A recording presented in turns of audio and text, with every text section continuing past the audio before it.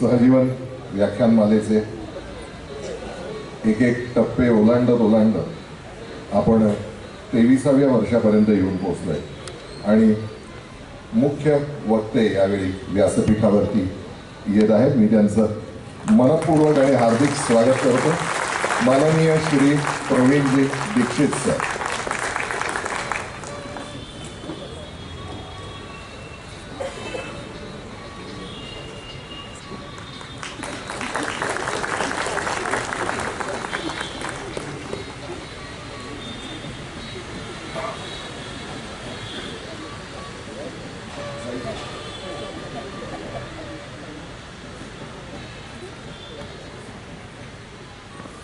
मंडळी, गेली 22 वर्ष आणि त्यातला थोडाफार करोनाच्या काळामुळे झालेला जो काही विलंब असेल तो सोडता आपण सातत्याने सहजीवन व्याख्यानमाला ही 7 दिवसांची व्याख्यानमाला आयोजित करतोय आणि एकाहून एक दिग्गज अशी मंडळी आपल्याकडे येत आहे. व्याख्यानमालेचा थोडासा परिचय मी नंतर देईन, पण आपल्या प्रथेप्रमाणे आपण प्रमुख वक्त्यांच्या हस्ते सर्वप्रथम सरस्वती पूजन आणि दीपप्रज्वलन करतो. मी आजचे मान्यवर वक्ते आणि व्यासपीठावरील सर्व मंडळींना विनंती करणार आहे की वंदे त्वां सरस्वती ज्ञानरूपिणी, अशा ज्ञानरूपिणी सरस्वतीचं आपण पूजन करावं.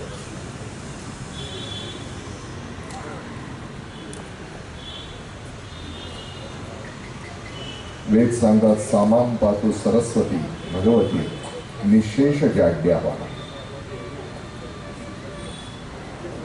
जाड्य मनाची मलिनता, बोजडपणा हे सगळं दूर करणारी सरस्वती.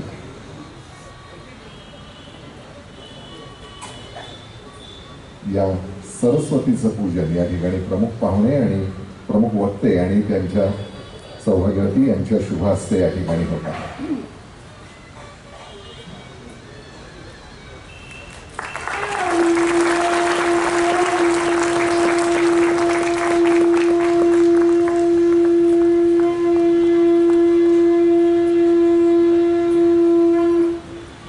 त्याचबरोबर माननीय श्री सदानंदजी घोटीकर यांच्या हस्ते आता दीपप्रज्वलन झालं. विनय कुलकर्णी या सहजीवन व्याख्यानमालेचे अध्यक्ष ते दीपप्रज्वलन करते. मान्यवरांनी आसनस्थ व्हायला हरकत नाही.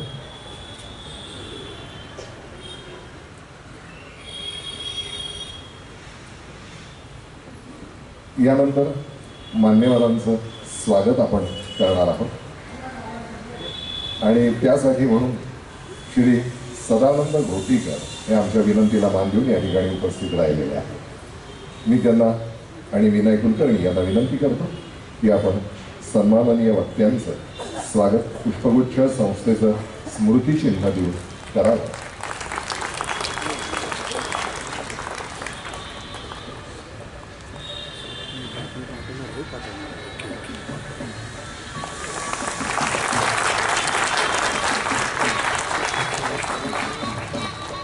आजी बघा सर सर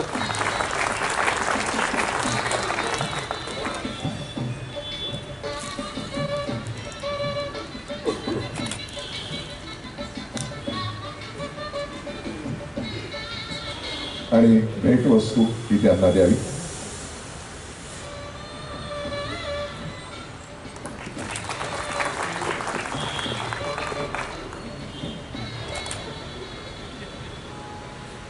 मंडळी, ज्यावेळी आपण सुरुवात केली त्याही वर्षी दिग्गज मंडळी होता. एखादी व्याख्यानमाला भाग्यवानच असते. सुरुवातीला व्याख्यानमाला सुरू करायची असं म्हणलं तेव्हा लोकांनी वेड्यात काढलं होतं की कोण येणार आहे. वसंत व्याख्यानमालाही बंद पडत आली, तर तुमच्याकडे कोण येणार आहे. पण आज गेल्या 23 वर्षामध्ये सर्व क्षेत्रातली मोठी मंडळी, पहिलंच व्याख्यान आपल्याकडे झालं सुरुवातीचं ते पत्रकार अरुण साधू यांच्यापासूनच सुरुवात झाली. म्हणजे पहिलेच वक्ते आले ते अतिशय गाजलेले असे पत्रकार आले. त्यानंतर 3 मुख्यमंत्री आपल्याकडे येऊन गेले. म्हणजे मनोहर जोशी, देवेंद्र फडणवीस आणि पृथ्वीराज बाबा चव्हाण हे 3 मुख्यमंत्रीही आलेले आहेत. मान्यवर प्राध्यापकांमध्ये शिवाजीराव भोसलेंपासून ते दमा मिराजदारांपर्यंत ही सगळी मंडळी आलेली आहे. उज्ज्वल निकम यांच्यासारखे निष्णात वकील आपल्याकडे येऊन गेलेले आहेत. म्हणजे नावच घ्यायची झाली तर मला 100 वक्त्यांची घ्यायला लागतील, एवढी व्याख्यानं, खरोखर 100 व्याख्यानं आपल्याकडे यापूर्वी होऊन गेलेली आहे.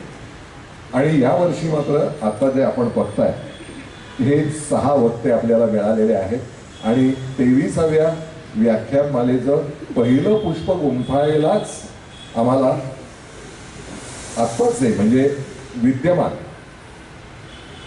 मे 2022 पासून राष्ट्रीय मानव अधिकार आयोग नवी दिल्ली, महाराष्ट्र आणि गोव्याचे प्रभारी विशेष प्रतिनिधी म्हणून नियुक्त असलेले माजी पोलीस महासंचालक आदरणीय प्रवीणजी दीक्षित सर या ठिकाणी मिळालेले.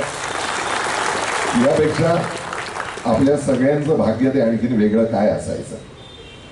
आणि म्हणूनच मला असं वाटतं की एक खूप आणि छान सुंदर अशी व्याख्यान मला या ठिकाणी तुम्हा सगळ्यांना आपल्याला ऐकायला मिळणार आहे. मी दीक्षित सरांचा अल्पसा परिचय करून देईन, अगदी 2 ते 3 मिनिटात, कारण त्यांच्याजवळच बोलण्यासारखं खूप आहे. त्यामुळे त्यांच्याबद्दल बोलण्यापेक्षा त्यांच्याकडनं आपण खूपसं ऐकूया अशी माझी विनंती असणार आहे. आणि त्यानंतर दीक्षित सरांची परवानगी घेऊन मग आम्ही सगळे समोर व्याख्यान ऐकायला बसू.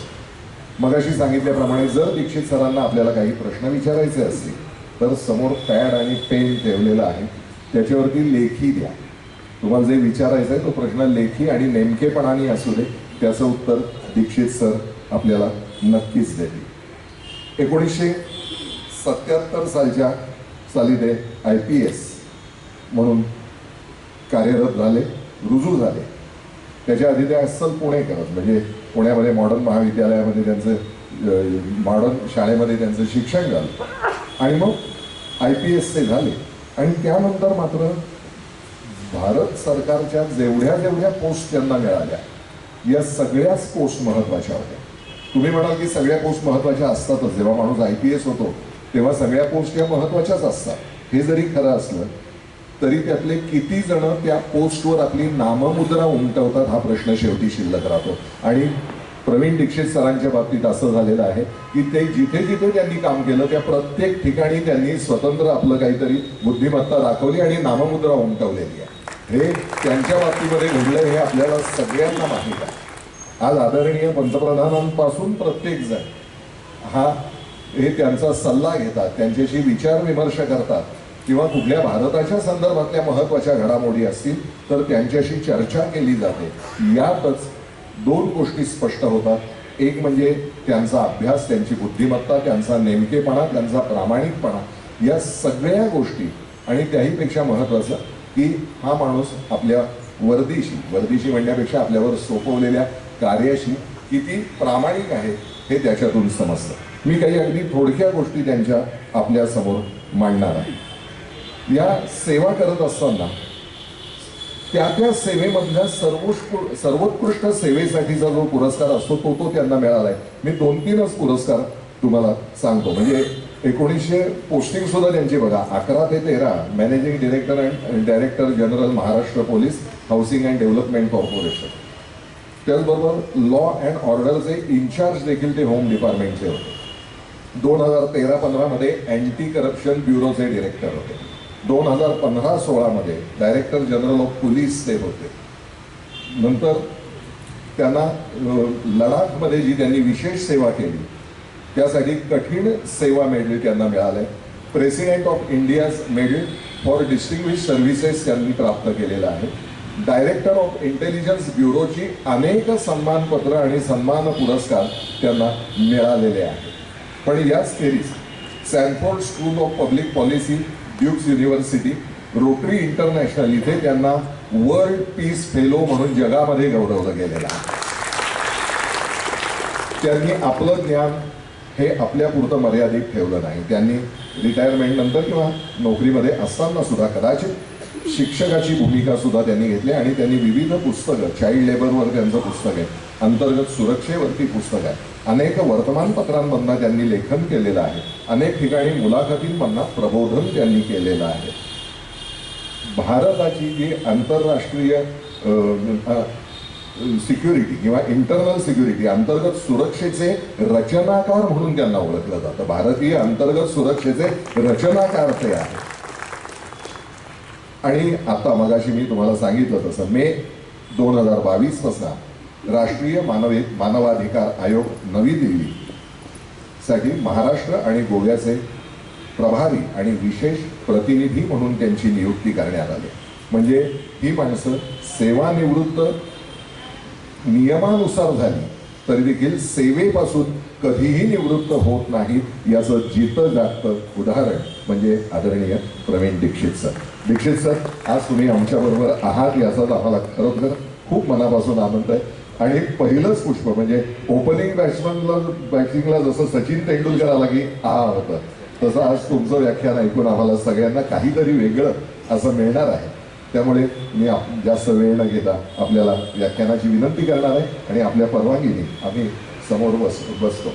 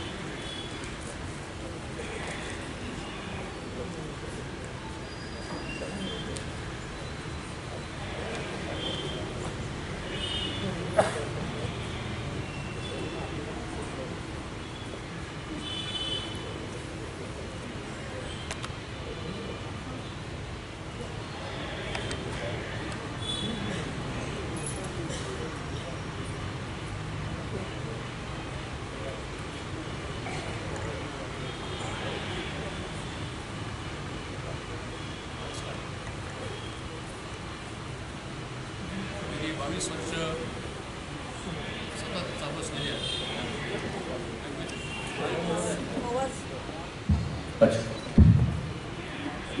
नमस्कार. गेली 22 वर्ष यशस्वी रीतीने चालू असलेल्या सहजीवन व्याख्यानमालेचे अध्यक्ष राजू कुलकर्णी, उदय कुलकर्णी, त्यांचे सर्व सहकारी त्यांचं मी सुरुवातीलाच हार्दिक अभिनंदन करतो.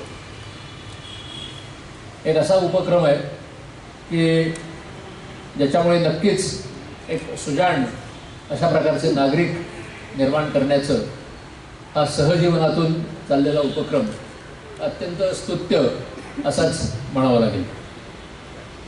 सध्या अनेक माध्यमं उपलब्ध आहेत, पण तरीसुद्धा जे काही वक्ते आपल्याला मिळतील त्या वक्त्यांच्या मदतीने आपली ही जी काही ज्ञानाची कवाड आहेत ती वाढवण्याचा अतिशय चांगला असा उपक्रम आहे.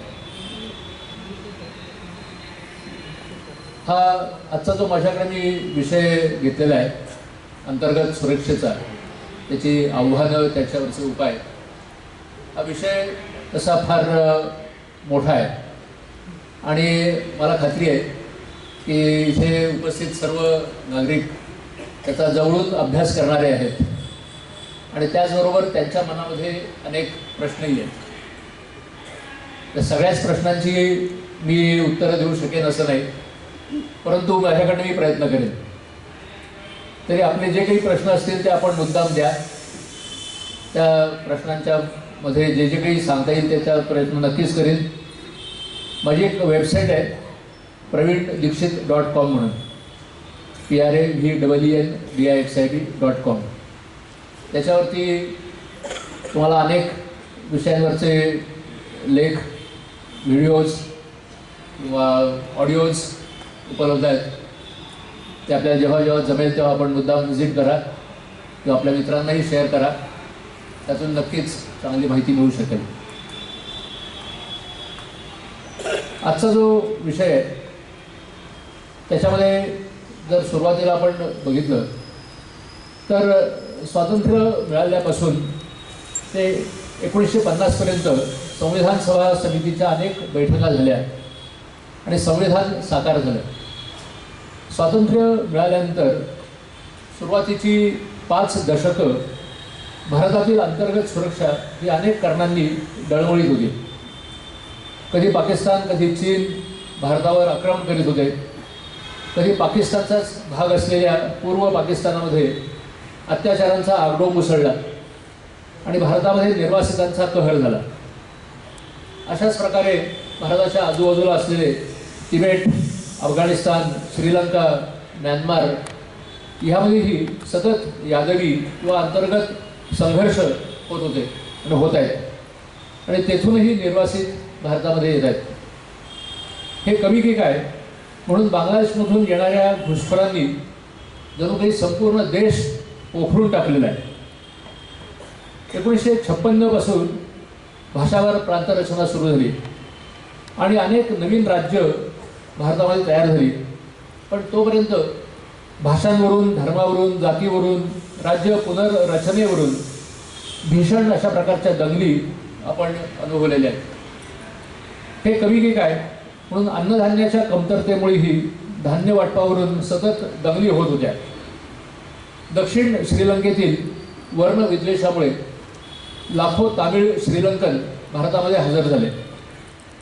अफगाणिस्तानमधील तालिबान्यांच्या अत्याचारांमुळे तिथे राहणारे शीख, हिंदू भारतात निर्वासित म्हणून येऊ लागले. चीनच्या अत्याचारामुळे लाखो तिबेटन भारतात वर्षानुवर्ष मुक्काम करत आहेत.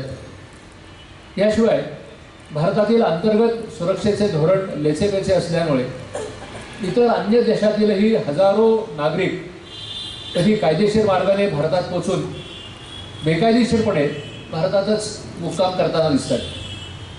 त्यामुळे भारतामध्ये कोणत्याही वेळेस किती परदेशी व्यक्ती बेकायदेशीरपणे राहत आहेत याची अधिकृत माहिती मिळवणं जवळजवळ अवघड आहे. संविधानातील नागरिक कुणाला समजावे या तत्वांना वर उल्लेखलेले लोक हे सरळ सरळ धुडकावून लावत आहेत असं दिसतं. एवढंच नव्हे तर ते अनेक बेकायदेशीर कृत्य करण्यामध्येही प्रयत्न करताना दिसत आहेत. केंद्र सरकारमधल्या अस्थिरपणामुळे या देशविघातक शक्ती देशामध्ये थैमान घालीत होत्या. 2004 पासून काँग्रेस प्रणित UPA सरकारला जनतेने 10 वर्ष अबाधित सत्ता बहाल केली होती, परंतु वर उल्लेखलेल्या कोणत्याही समस्यांना खंबीरपणे तोंड देण्याच्या ऐवजी प्रचंड प्रमाणामध्ये भ्रष्टाचार होत असल्याचं जनतेने अनुभवलं. त्यामुळे देशामध्ये शांतता, सौख्य याच्याऐवजी देशविघातक शक्तींनी मोठी उचल घेतली. देशाची आर्थिक राजधानी असलेल्या मुंबईमध्येच पाकिस्तानमधील दहशतवाद्यांनी 2008 साली अनेक ठिकाणी शक्तिशाली असे विस्फोट केले. 2006 साली मुंबईचं जीवनमान असलेल्या लोकल ट्रेन्समध्ये भर गर्दीच्या वेळेला शक्तिशाली अशा RDXचे स्फोट करण्यात आले. जव्हेरी बाजार सारख्या ठिकाणी वारंवार दहशतवादी स्फोट करीत होते. शस्त्रास्त्राने भरलेले ट्रक्स औरंगाबाद ते मालेगाव जाताना पकडण्यात आले. याशिवाय दिल्ली, जयपूर, लखनौ, पटना, कलकत्ता, हैदराबाद, बंगलोर, नागपूर, पुणे अशा असंख्य ठिकाणी वारंवार दहशतवादी हल्ले होत होते आणि त्यामध्ये निरपराध स्त्री पुरुषांचे बळी जात होते. अनेक जण आयुष्यभर डोळे पांगळे होऊन यातना भोगत होते. या व्यतिरिक्त नेपाळ, बांगलादेश मार्गे येणाऱ्या ट्रेन्समधून कोट्यवधी रुपयांचं खोटं भारतीय चलन भारतातील सुदूर ठिकाणी पोचून भारतीयांचा भारतातील चलनावरचा विश्वास पूर्ण उडवत होते. दुसरीकडे पशुपतीपासून तिरुपतीपर्यंत 13 राज्यांमधील 110 जिल्ह्यांमध्ये माओवादी, नक्षलवादी यांनी धुमाकूळ घातला होता. भारत-पाक किंवा भारत-चीन युद्धामध्ये जेवढ्या व्यक्ती मेल्या नसतील त्यापेक्षा कित्येक पटींनी माओवादींच्या हल्ल्यांमुळे सामान्य व्यक्ती, पोलीस, निमलष्करी दलातील जवान मृत्युमुखी पडत होते. त्यात भर म्हणून शहरी नक्षलवाद्यांनी नर्मदा सागर सारखी विकासाची कामं ही विविध आंदोलने करून रोखून धरली होती. याशिवाय खलिस्तानी कारवायांमुळे पंजाब तसेच ईशान्य भागातील राज्येही यामध्ये विविध प्रकारच्या दहशतवादी कारवाया सतत चालू होत्या. अफगाणिस्तान, पाकिस्तानमधून येणाऱ्या अफू, चरस, हेरॉईन त्यामुळे पंजाब, राजस्थान, महाराष्ट्र या भागातील अनेक तरुण ड्रग्सचे बळी झालेले होते. तसेच म्यानमार, थायलंड कडून येणाऱ्या ड्रग्समुळे ईशान्येच्या अनेक राज्यातील तरुण हे ड्रग्समुळे आपले तारुण्य गमावून बसल्याचे दिसत आहेत। याशिवाय पाकिस्तानकडून होणाऱ्या अव्याहत अशा शस्त्रे किंवा दहशतवादी यांच्या पुरवठ्यामुळे काश्मीर आणि जम्मू हा भाग पूर्णपणे खिळखिळा होऊन तिथे कुठलेही प्रशासन चालवणं शक्य होत नव्हतं। रोज होणारी दगडफेक, पोलिसांची कारवाई, दहशतवादी हल्ले यामुळे सर्वसामान्य प्रजा अत्यंत त्रस्त होती। काश्मीरमधील लाखो हिंदू पंडित यांना स्वतंत्र भारतातील स्वतःचं घर सोडून अन्य भागामध्ये निर्वासिताचं जीवन जगणं क्रमप्राप्त झालं होतं। संपूर्ण देशामध्ये धोरण लकव्यामुळे, आर्थिक भ्रष्टाचारामुळे, दहशतवाद्यांच्या वाढणाऱ्या हल्ल्यांमुळे, वाढणाऱ्या महागाईमुळे सर्वसामान्य जनता होरपळून निघत होती। भारतीय जनता पक्ष सत्तेत आल्यास संविधान धोक्यात येईल त्या खोट्या प्रचाराला धुडकावत 2014 साली भारतीय जनता पार्टी आणि NDA गटातील अनेक पक्षांनी एकत्र येऊन नरेंद्र मोदी यांच्या नेतृत्वाखाली जनतेचा विश्वास संपादन केला आणि मोदी सरकारची निवड करण्यात आली। 2019 सालीही ती निवड कायम ठेवण्यात आली। 2014 सालानंतर मोदी सरकारनं संविधानाचे सर्वोच्च स्थान कायम ठेवून अनेक धोरणात्मक बदल केले आणि त्यामुळे भारताची अंतर्गत सुरक्षा कशी बळकट झाली त्याचा आढावा घेण्याचा मी छोटासा प्रयत्न करतोय।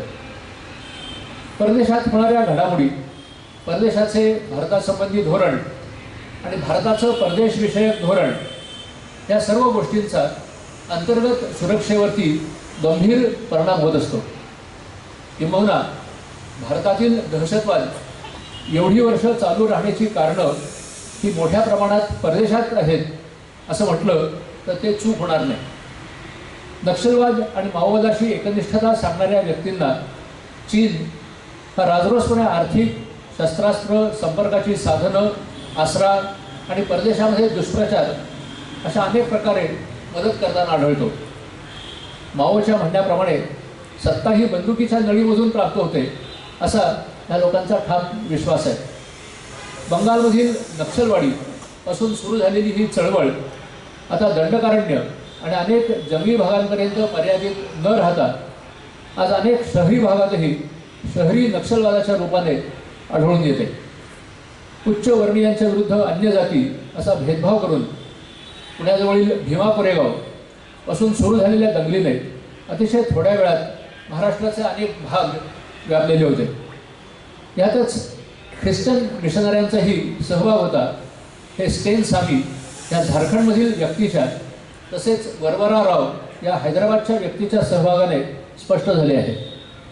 अनेक इस्लामिक दहशतवादी यांचा मुंबईच्या हल्ल्याच्या वेळेस तसेच काश्मीरमधील उडी येथील दहशतवादी कारवायांमध्ये घेतलेला भाग हा भारताशिवाय अमेरिका, फ्रान्स या देशांनी मान्य केल्यानंतर पाकिस्तान स्थित ह्या व्यक्तींना दहशतवादी म्हणून जाहीर करावे असा प्रस्ताव संयुक्त राष्ट्रांच्या सुरक्षा समितीसमोर भारताने सर्व पुराव्यांनिशी वारंवार सादर करूनही चीनने नकाराधिकार वापरून भारतातील दहशतवाद्यांना कोण सहाय्य करत आहे हे स्पष्ट केलेले आहे।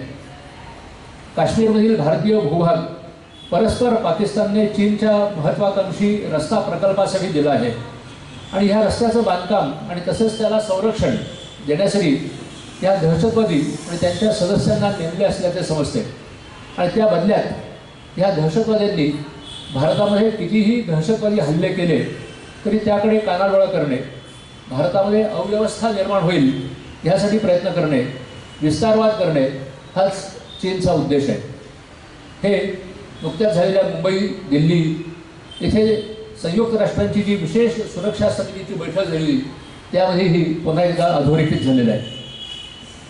भारत स्वतंत्र झाल्यापासून काश्मीर भारतापासून तोडणे, पंजाबमध्ये खलिस्तानी कारवायांना सक्रिय पाठिंबा देणे, भारतातील सीमावर्ती भागामध्ये कधी ड्रोनच्या मदतीने, कधी सुरुंगातून, कधी तटवर्ती भागातून AK-47 सारखी शस्त्र, ड्रग्ज, दारुगोळा सतत पाठवत राहणे हा पाकिस्तानने चालवलेल्या कमी किमतीच्या छोट्या युद्धाचा भाग आहे। भारतातील अल्पसंख्याक तरुणांना गल्फमार्फत पाकिस्तानमध्ये नेणे, त्यांना दहशतवादाचं प्रशिक्षण देणे, आर्थिक सहाय्य देणे, संपर्क साहित्य देणे हे प्रकार पाकिस्तान सातत्याने करीत आहे. मुंबई दहशतवादी हल्ल्याचा प्रमुख सूत्रधार दाऊद इब्राहिम आणि त्याचे इतर सहकारी यांना पाकिस्तानने कराचीमध्ये पूर्ण संरक्षण दिले आहे आणि त्यांच्या मदतीने वारंवार दहशतवादी कारवाया करण्याचा प्रयत्न करणे हे पाकिस्तानचे प्रमुख परराष्ट्र धोरण आहे. या प्रयत्नामध्ये तुर्की, मलेशिया आणि अन्य काही इस्लामिक राष्ट्र यांचीही पाकिस्तान धर्माच्या नावाखाली मदत घेत असते. भारतातील अनेक अल्पसंख्याक तरुण हे ISIS चे सदस्य होण्यासाठी सिरिया आणि अन्य भागामध्ये पोचल्याचे तपासात आढळले आहे. हेच तरुण तालिबानबरोबर अफगाणिस्तानही लढताना आढळले आहेत आणि काश्मीरमध्येही त्यांनी देशविघातक कृत्ये केलेली आहेत. अफगाणिस्तानातून अमेरिकेने आपलं सैन्य काढून घेतल्यानंतर तेथील सत्ता काबीज करणाऱ्या तालिबानच्या जहाल उग्रवाद्यांनी काश्मीरचा भाग भारतातून हिसकावून घेणे हे आपले उद्दिष्ट आहे असं जाहीर करून वारंवार स्पष्ट केलेले आहे. किंबहुना भारतामध्ये 2047 पर्यंत मुसलमानी राज्य स्थापन करणे, गजवाए हिंद म्हणून ते म्हणतात, यासाठी पाटणा, हैदराबाद, केरळ इतर ठिकाणी पॉप्युलर फ्रंट ऑफ इंडिया किंवा PFI च्या नेतृत्वाखाली अनेक दहशतवादी संघटना काम करत होत्या असे वारंवार उघड केलेल्या कट कारस्थानांमधून अधोरेखित झालेले आहे. नॅशनल इन्व्हेस्टिगेशन एजन्सी किंवा NIA यांनी त्यांच्याविरुद्ध जी दोषारोप पत्र दाखल केलेली आहेत त्यामध्ये ही बाब वारंवार उघड केलेली आहे. भारताचे तुकडे होवत यासाठी खलिस्तानी, इस्लामिक दहशतवादी, ख्रिश्चन मिशनरी आणि माओवादी यांच्यात एकवाक्यता आहे आणि ते त्यासाठी सक्रियपणे एकमेकांना मदत करताना दिसतात. याशिवाय इस्लामिक मूलतत्ववादी जिहादचा वापर करून अनेक अनुसूचित जाती आणि जमातींसह हिंदू तरुण महिलांना फसवून विवाह केल्याचे भासवतात आणि नंतर त्यांची दुर्दशा करतात. अशा व्यक्तींनी नकार दिल्यास त्या तरुण मुलींवरती ॲसिड हल्ले करणे, सामूहिक बलात्कार करणे, घरच्यांना मारण्याच्या धमक्या देणे, खोटे नाटे व्हिडिओ पसरवणे ही कृत्ये सर्रास करताना दिसतात. याविरुद्ध जो आवाज उठवेल अशा व्यक्तीचं शिर धडापासून वेगळे करणे हेही प्रकार झाल्याचे महाराष्ट्र, राजस्थान, कर्नाटक येथे अनेक घटनांवरून स्पष्ट होते. मुलींनी शाळेत हिजाब वापरला पाहिजे, मुलांनी शाळेचा गणवेश न वापरता सौदी अरेबियातील मुलांप्रमाणे त्यांना पोशाख करायला लावणे, शाळेमध्ये नमाज पढायला लावणे ह्या आणि अशा अनेक गोष्टीतून समाजातील इस्लामिक मूलतत्ववादी प्रवृत्ती वाढवण्याचा हा प्रयत्न आहे. काही राज्यात याविरुद्ध धर्मांतर कायदा करण्यात आला आहे, पण असा कायदा केंद्र पातळीवर करावा अशी मागणी जोर धरत आहे. कारण संविधानाने दिलेल्या धर्मस्वातंत्र्याचा चुकीचा अर्थ लावून, फूस लावून हिंदू धर्मातील अनेक जणांना आजही धर्मांतर करण्याची सक्ती करण्यात येत आहे. इस्लामिक मूलतत्ववाद्यांप्रमाणेच ख्रिश्चन इव्हँजेलिस्ट हेही भारतातील अनुसूचित जाती जमातीमधील अनेक लोकांना खोटी नाटी आश्वासने देऊन धर्मांतर करण्यास प्रवृत्त करताना दिसतात. जादूटोणा, हातचलाखीचे उद्योग, औषधासाठी पैसे देतो असे लालूच, वरवरची सहानुभूती दाखवून हे धर्मांतर होताना दिसते. यासाठी अमेरिका, इंग्लंड आणि अन्य अनेक ख्रिश्चन देशांमधून अव्याहतप्रमाणे प्रचंड निधी तसेच तरुण व्यक्ती पाठवलेले दिसतात. त्यातील अनेकांनी स्वयंसेवी संस्था स्थापन केल्याचे दाखवून उदात्त धोरणासाठी आपण मदत करीत आहोत असे भासवले जाते. महिला, बालके, वंचित, अपंग यांना मदत करण्याच्या उद्देशाने पाठवलेला प्रचंड पैसा हा प्रत्यक्ष धर्मांतरासाठी वापरणे आणि आपल्या हक्काची गळचेपी होत आहे. राष्ट्रवादी विचार असणाऱ्या राजकीय पक्षांना निवडून देऊ नये असा उघड प्रचार ह्या संस्था आणि त्यांच्या पाठीमागे काम करणारे पाद्री हे निवडणुकीच्या वेळेस जाहीररित्या सांगताना आढळतात. घटनेने दिलेले धार्मिक स्वातंत्र्य हे भारतातील बहुसंख्य धर्माच्या सदस्यांविरुद्ध वापरलेले दिसते. त्यातून अनेक ठिकाणी संघटितपणे साधूंची हत्या करणे, दंगली घडवणे हेही प्रकार ठिकठिकाणी होताना दिसतात. याशिवाय भारतीय जनतेने निवडून दिलेल्या राष्ट्रीय पक्षाच्या प्रमुखाविरुद्ध खोट्या नाट्या केसेस दाखल करणे, न्यायालयाचा गैरवापर करणे अशी ही कृत्ये या स्वयंसेवी संस्था करत असतात हे तिस्ता सेटलवाड हिच्या उदाहरणावरून अधोरेखित होत आहे. किंबहुना धर्माचा वापर करून भारतीय राजकारणावर सतत दबाव वाढवणे आणि भारताबाहेरील ताकदींनी त्यांना अनुकूल असे धोरण भारताने ठेवावे हा यामागील उद्देश स्पष्ट आहे. ईशान्येतील अनेक राज्यांमध्ये धर्मांतर करून तेथील अनुसूचित जमातीतील लोकांना भारतातून फुटून जाण्यासाठी चिथावणी देणे हाच या पाद्री मंडळींचा उद्योग आहे. वर उल्लेख केलेल्या अनेक गोष्टींचा नरेंद्र मोदी पंतप्रधान झाल्यापासून त्यांनी योग्यरित्या समाचार घेतलेला आहे आणि या राष्ट्रविघातक कारवायांना प्रतिबंध लावला आहे. अशा या हजारो स्वयंसेवी संस्थांनी नियमांचे पालन न करण्यामुळे त्या बंद करण्यात आलेल्या आहेत. FCRA म्हणून म्हटलं जातं, फॉरेन कॉन्ट्रिब्युशन रेग्युलेशन ॲक्ट. त्याचबरोबर ईशान्येतील राज्ये आणि दंडकारण्यातील जिल्ह्यांच्या विशेष प्रगतीसाठी विकासासाठी खास प्रयत्न केले जात आहेत.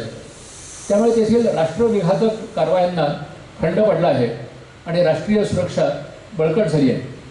येणाऱ्या 3 वर्षात डाव्यांचा उग्रवाद संपलेला असेल असे भारताच्या गृहमंत्र्यांनी नुकतेच बस्तर रायपूरमध्ये जाहीर केले होते.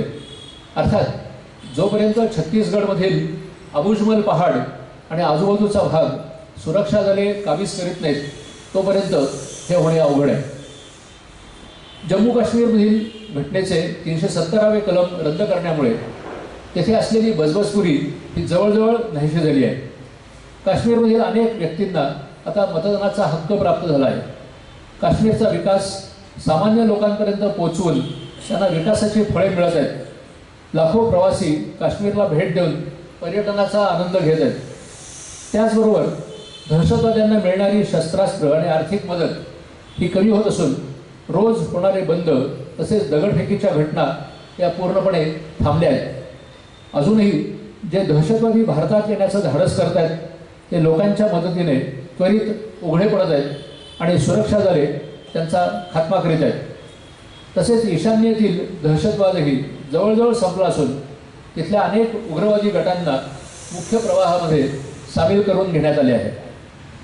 PFIच्या नेतृत्वाखाली जे इस्लामिक दहशतवादी अन्य भागात दहशतवादी कट कारस्थाने करण्याचा डाव टाकत होते त्यांना PFIवरची बंदी घालण्यामुळे आणि तांत्रिक गोष्टींच्या सहाय्याने दहशतवादी कृत्ये करण्यापूर्वीच पाटणा, बंगळुरू, कोइंबतूर, मुंबई, पुणे, दिल्ली अशा अनेक ठिकाणी रंगेहात पकडण्यात आले आहे. त्यांची विचारपूस केल्यानंतर त्यांना मदत करणारे पाकिस्तान आणि इतर देशातील व्यक्ती कोण होती ह्या उघड झाल्या आहेत. अनेक मुस्लिम मूलतत्ववादी हे भारत सोडून मलेशिया, तुर्की येथे पळून गेल्याचे दिसते. अनेक खलिस्तानी हे Pakistan, England, Germany, Canada, Australia या देशामध्ये पळून गेल्याचे आणि तिथे पाकिस्तानच्या मदतीने भारत विरोधी प्रचार करत असल्याचे दिसते. या देशविघातक ताकदी अमरिकपाल सिंग आणि त्याच्या साथीदारांच्या रूपाने डोके वर काढत आहेत, परंतु त्यातल्या बऱ्याच जणांच्या मुसक्या वळण्यात आल्या आहेत. विशेष म्हणजे अनेक सुशिक्षित तरुणही यात भाग घेत आहेत. हे पुण्यात पकडलेल्या डॉक्टर अजनान याच्या उदाहरणाने स्पष्ट होते.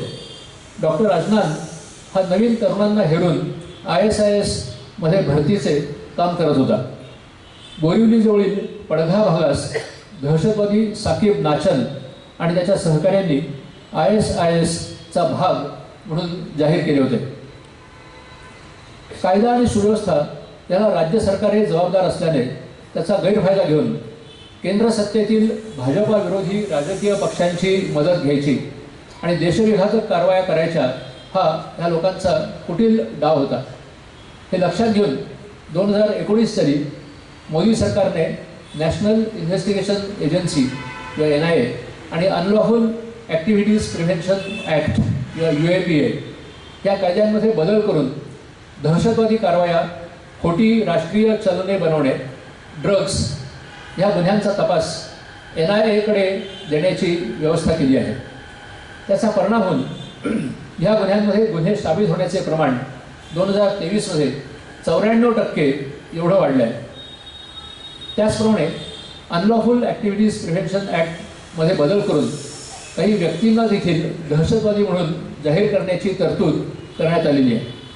केंद्र सरकार आणि राज्य सरकारे, पोलीस प्रशासन यांच्यामध्ये माहितीची देवाणघेवाण आणि सहकार्य वाढीस लागल्यामुळे 2014 नंतर भारतात काश्मीर सोडून अन्यत्र कुठेही दहशतवादी हल्ले यशस्वी होऊ शकले नाहीत.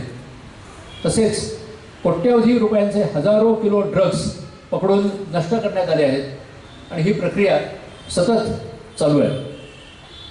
शेतीसंबंधी केलेल्या कायद्याविरुद्धची आंदोलनं, CAA विरुद्ध आंदोलनं काही राज्यात अत्यंत प्रखरपणे होत असतानाही केंद्र सरकारने ही आंदोलने अत्यंत संयमाने आणि संवेदनशीलतेने हाताळली आणि त्यात क्वचितच पोलिसांनी बळाचा वापर केला.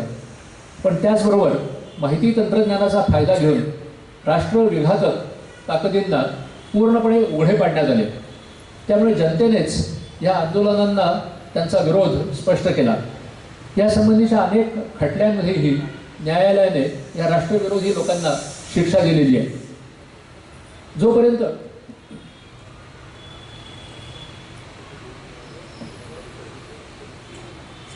चलनी नोटा वापरात आहेत तोपर्यंत कितीही सुरक्षेसाठीची काळजी घेतली तरीही पाकिस्तान हुबेहूब तशाच नोटा बनवून त्या देशामध्ये पसरवताना दिसतो. निश्चलनीकरण करून या खोट्या नोटांविरुद्ध मोठी कारवाई करण्यात आली. परंतु त्याला खरा उपाय हा चलनाचं डीमॅट करणे हाच आहे हे ओळखून मोदी सरकारने UPI द्वारा पैसे देण्याघेण्यासाठी अत्यंत आधुनिक प्रणाली यशस्वीरित्या राबवली आहे. सर्वसामान्य व्यक्तींनी आणि विक्रेत्यांनीही ही UPI प्रणाली वेगाने स्वीकारली आहे. आज अब्जावधी रुपयांचा व्यवहार हा UPI वापरून देशात आणि देशाबाहेरील अनेक ठिकाणी होत आहे. 2 दिवसापूर्वीच आपण वाचलं असेल, पॅरिसमधील आयफेल टॉवरची तिकीटही आता UPIने घ्यायची सुरुवात झाली आहे. आता भारताने डिजिटल ई-रुपीचाही वापर सुरू केलेला आहे. आजही ज्या व्यक्ती बँकेच्या क्षेत्राबाहेर आर्थिक व्यवहार करत आहेत त्यांना लवकरात लवकर बँकिंग क्षेत्राचे सदस्य करण्याची मोहीम राबवण्यात येत आहे. त्यामुळे रोख पैसे वापरण्यामुळे होणारे दरोडे, चोऱ्या, फसवणुकीचे प्रकार मोठ्या प्रमाणात कमी होऊन सामान्य माणसाला सुरक्षितपणे फिरता येईल आणि भारताची आर्थिक सुरक्षा बळकट होईल. परंतु क्रिप्टोकरन्सी हे जे नवीन पिढीला असलेलं आकर्षण आहे त्यामुळे आणि त्यांची होणारी प्रचंड फसवणूक हे नवीन आव्हान आता आपल्यापुढे आहे. मोठ्या शहरांमध्ये 2014 नंतर CCTVच्या माध्यमातून नजर ठेवण्याचे प्रकल्प राबवण्यात आले आहेत. याशिवाय खाजगी संस्था, सहकारी गृहसंस्था, रेल्वे, बँका ह्या ठिकाणीही हे कॅमेरे लावण्यात आलेले आहेत. सर्वसाधारण घटना घडून गेल्यानंतर तपास करण्यासाठी यांचा वापर करण्यात येतो. परंतु रस्त्यावरील CCTV, रेल्वे आणि बस स्थानके, बँका, गृहसंस्था, दुकाने या सर्व ठिकाणचे CCTV कॅमेरे पोलीस नियंत्रण कक्षाशी जोडून आर्टिफिशियल इंटेलिजन्स किंवा AIच्या मदतीने घटना घडण्यापूर्वी प्रतिबंधक कारवाई करण्यासाठी त्यांचा वापर होणे आवश्यक आहे. महिलांची छेडछाड, रस्त्यावर होणाऱ्या रॉबरीज, मोबाईल चोऱ्या ह्यामध्ये त्याचा बळी असणाऱ्या व्यक्तीने तक्रार देण्यापूर्वीच पोलिसांनी स्वतःहून कारवाई करणे अपेक्षित आहे. तसेच पेट्रोलिंग करताना ड्रोन्सचा वापर वाढवणे हे आवश्यक आहे. त्यामुळे शहरातील कायदा आणि सुव्यवस्थेची परिस्थिती तातडीने सुधारण्यास मदत होईल. त्या दृष्टीने प्रयत्न चालू आहेत. सीमेवरील भागांमध्ये अँटी ड्रोन्स टेक्नॉलॉजीचा विकास करणं चालू आहे. या प्रयत्नांना नागरिकांनी साथ दिल्यास चोऱ्या आणि दुखापतीचे गुन्हे जे फार मोठ्या प्रमाणात होतात ते कमी होऊ शकतात. नुकत्याच प्रसिद्ध झालेल्या NCRB क्राईम इन 2022च्या अहवालाप्रमाणे विधी संघर्षग्रस्त बालके, याला जुव्हेनाइल्स पण म्हणतो, ही 76% मुलं ही 16 ते 18 वर्षातील आहेत. तातडीने ह्या मुलांच्या पुनर्वसनाकडे लक्ष देणे गरजेचे आहे. अथवा येणाऱ्या काळामध्ये ही मुलं अट्टल गुन्हेगार बनण्याची आणि राष्ट्रीय सुरक्षा धोक्यात येण्याची दाट शक्यता आहे. आत्ताच ही मुलं खून, दरोडे, बलात्कार यासारखे गंभीर गुन्हे करताना पकडले जात आहेत. लँड माफियांमुळे आज पुणे शहरासारख्या ठिकाणी दिसणारी टोळीयुद्ध, कोयता गँग्स हा त्याचाच परिणाम आहे. इंटरनेटचा वाढता उपयोग आणि त्यामुळे होणारे सायबर गुन्हे यामध्ये मोठ्या प्रमाणात वाढ होत आहे. हे लक्षात घेऊन महिलांची फसवणूक, आर्थिक गुन्हे याविरुद्ध कठोर कारवाई करण्यासाठी भारत सरकारतर्फे 112 India app, cyber helpline toll free number 1930 आणि cybercrime.gov.in ही व्यवस्था करण्यात आलेली आहे. पुण्यातील नागरिकांसाठी 297-100-97 हे सायबर पोलीस स्टेशन उघडण्यात आलेले आहे. स्वतःची ओळख न सांगताही यावर तक्रार करता येते. सायबर संबंधी सामाजिक प्रबोधन करण्याचे प्रयत्नही संबंधित तज्ज्ञांच्या मदतीने ठिकठिकाणी करण्यात येत आहेत. सामाजिक माध्यमांचा गैरवापर करायची प्रवृत्ती वाढत आहे. फेसबुक, ट्विटर, व्हॉट्सॲप, इंस्टाग्राम यासारख्या समाज माध्यमांचा वापर करायचा आणि विभिन्न जाती धर्माच्या अनुयायांमध्ये फूट पाडून दंगली घडवायच्या हा देशविघातक लोकांचा उद्योग झाला आहे. त्याशिवाय अश्लीलता, हिंसाचार बिभत्सपणे दाखवून मुलांची डोकी फिरवणे हे समाज माध्यमांमुळे सोपे झालेले आहे. त्यामुळे केंद्र शासनाने कडक कायदे करून अशा व्यक्तींची खाती बंद करण्यास सांगितलेले आहे. याशिवाय टेलिकम्युनिकेशन ॲक्ट नुकताच मंजूर करण्यात आला. खरेपणा तपासल्याशिवाय समाज माध्यमातील येणारे संदेश पुढे पाठवायचे नाहीत ही खबरदारी आपण प्रत्येकाने घेणे आवश्यक आहे. सायबर गुन्ह्यांमध्ये होणारी वाढ ही अत्यंत चिंताजनक आहे. एका क्षणामध्ये पूर्ण आयुष्याची कमाई नाहीशी झाल्यामुळे लोकांमध्ये नैराश्य येऊन अनेकदा लोक आत्महत्येसारखं टोकाचं पाऊल उचलताना दिसतात. त्यामुळे ह्या गुन्ह्यांचा तपास हा तातडीने होणं आवश्यक आहे. बऱ्याच वेळा हे गुन्हे कामाच्या वेळेनंतर होतात. हे लक्षात घेऊन सायबर हेल्पलाईन रात्रीही चालू ठेवणं जरुरीचं आहे. सायबर गुन्हे हे दहशतवादाच्या गुन्ह्यांइतकेच गंभीर असल्याचे ब्रिटनमध्ये नुकतेच जाहीर करण्यात आले आहे. भारतातही त्याप्रमाणे निर्णय अपेक्षित आहे.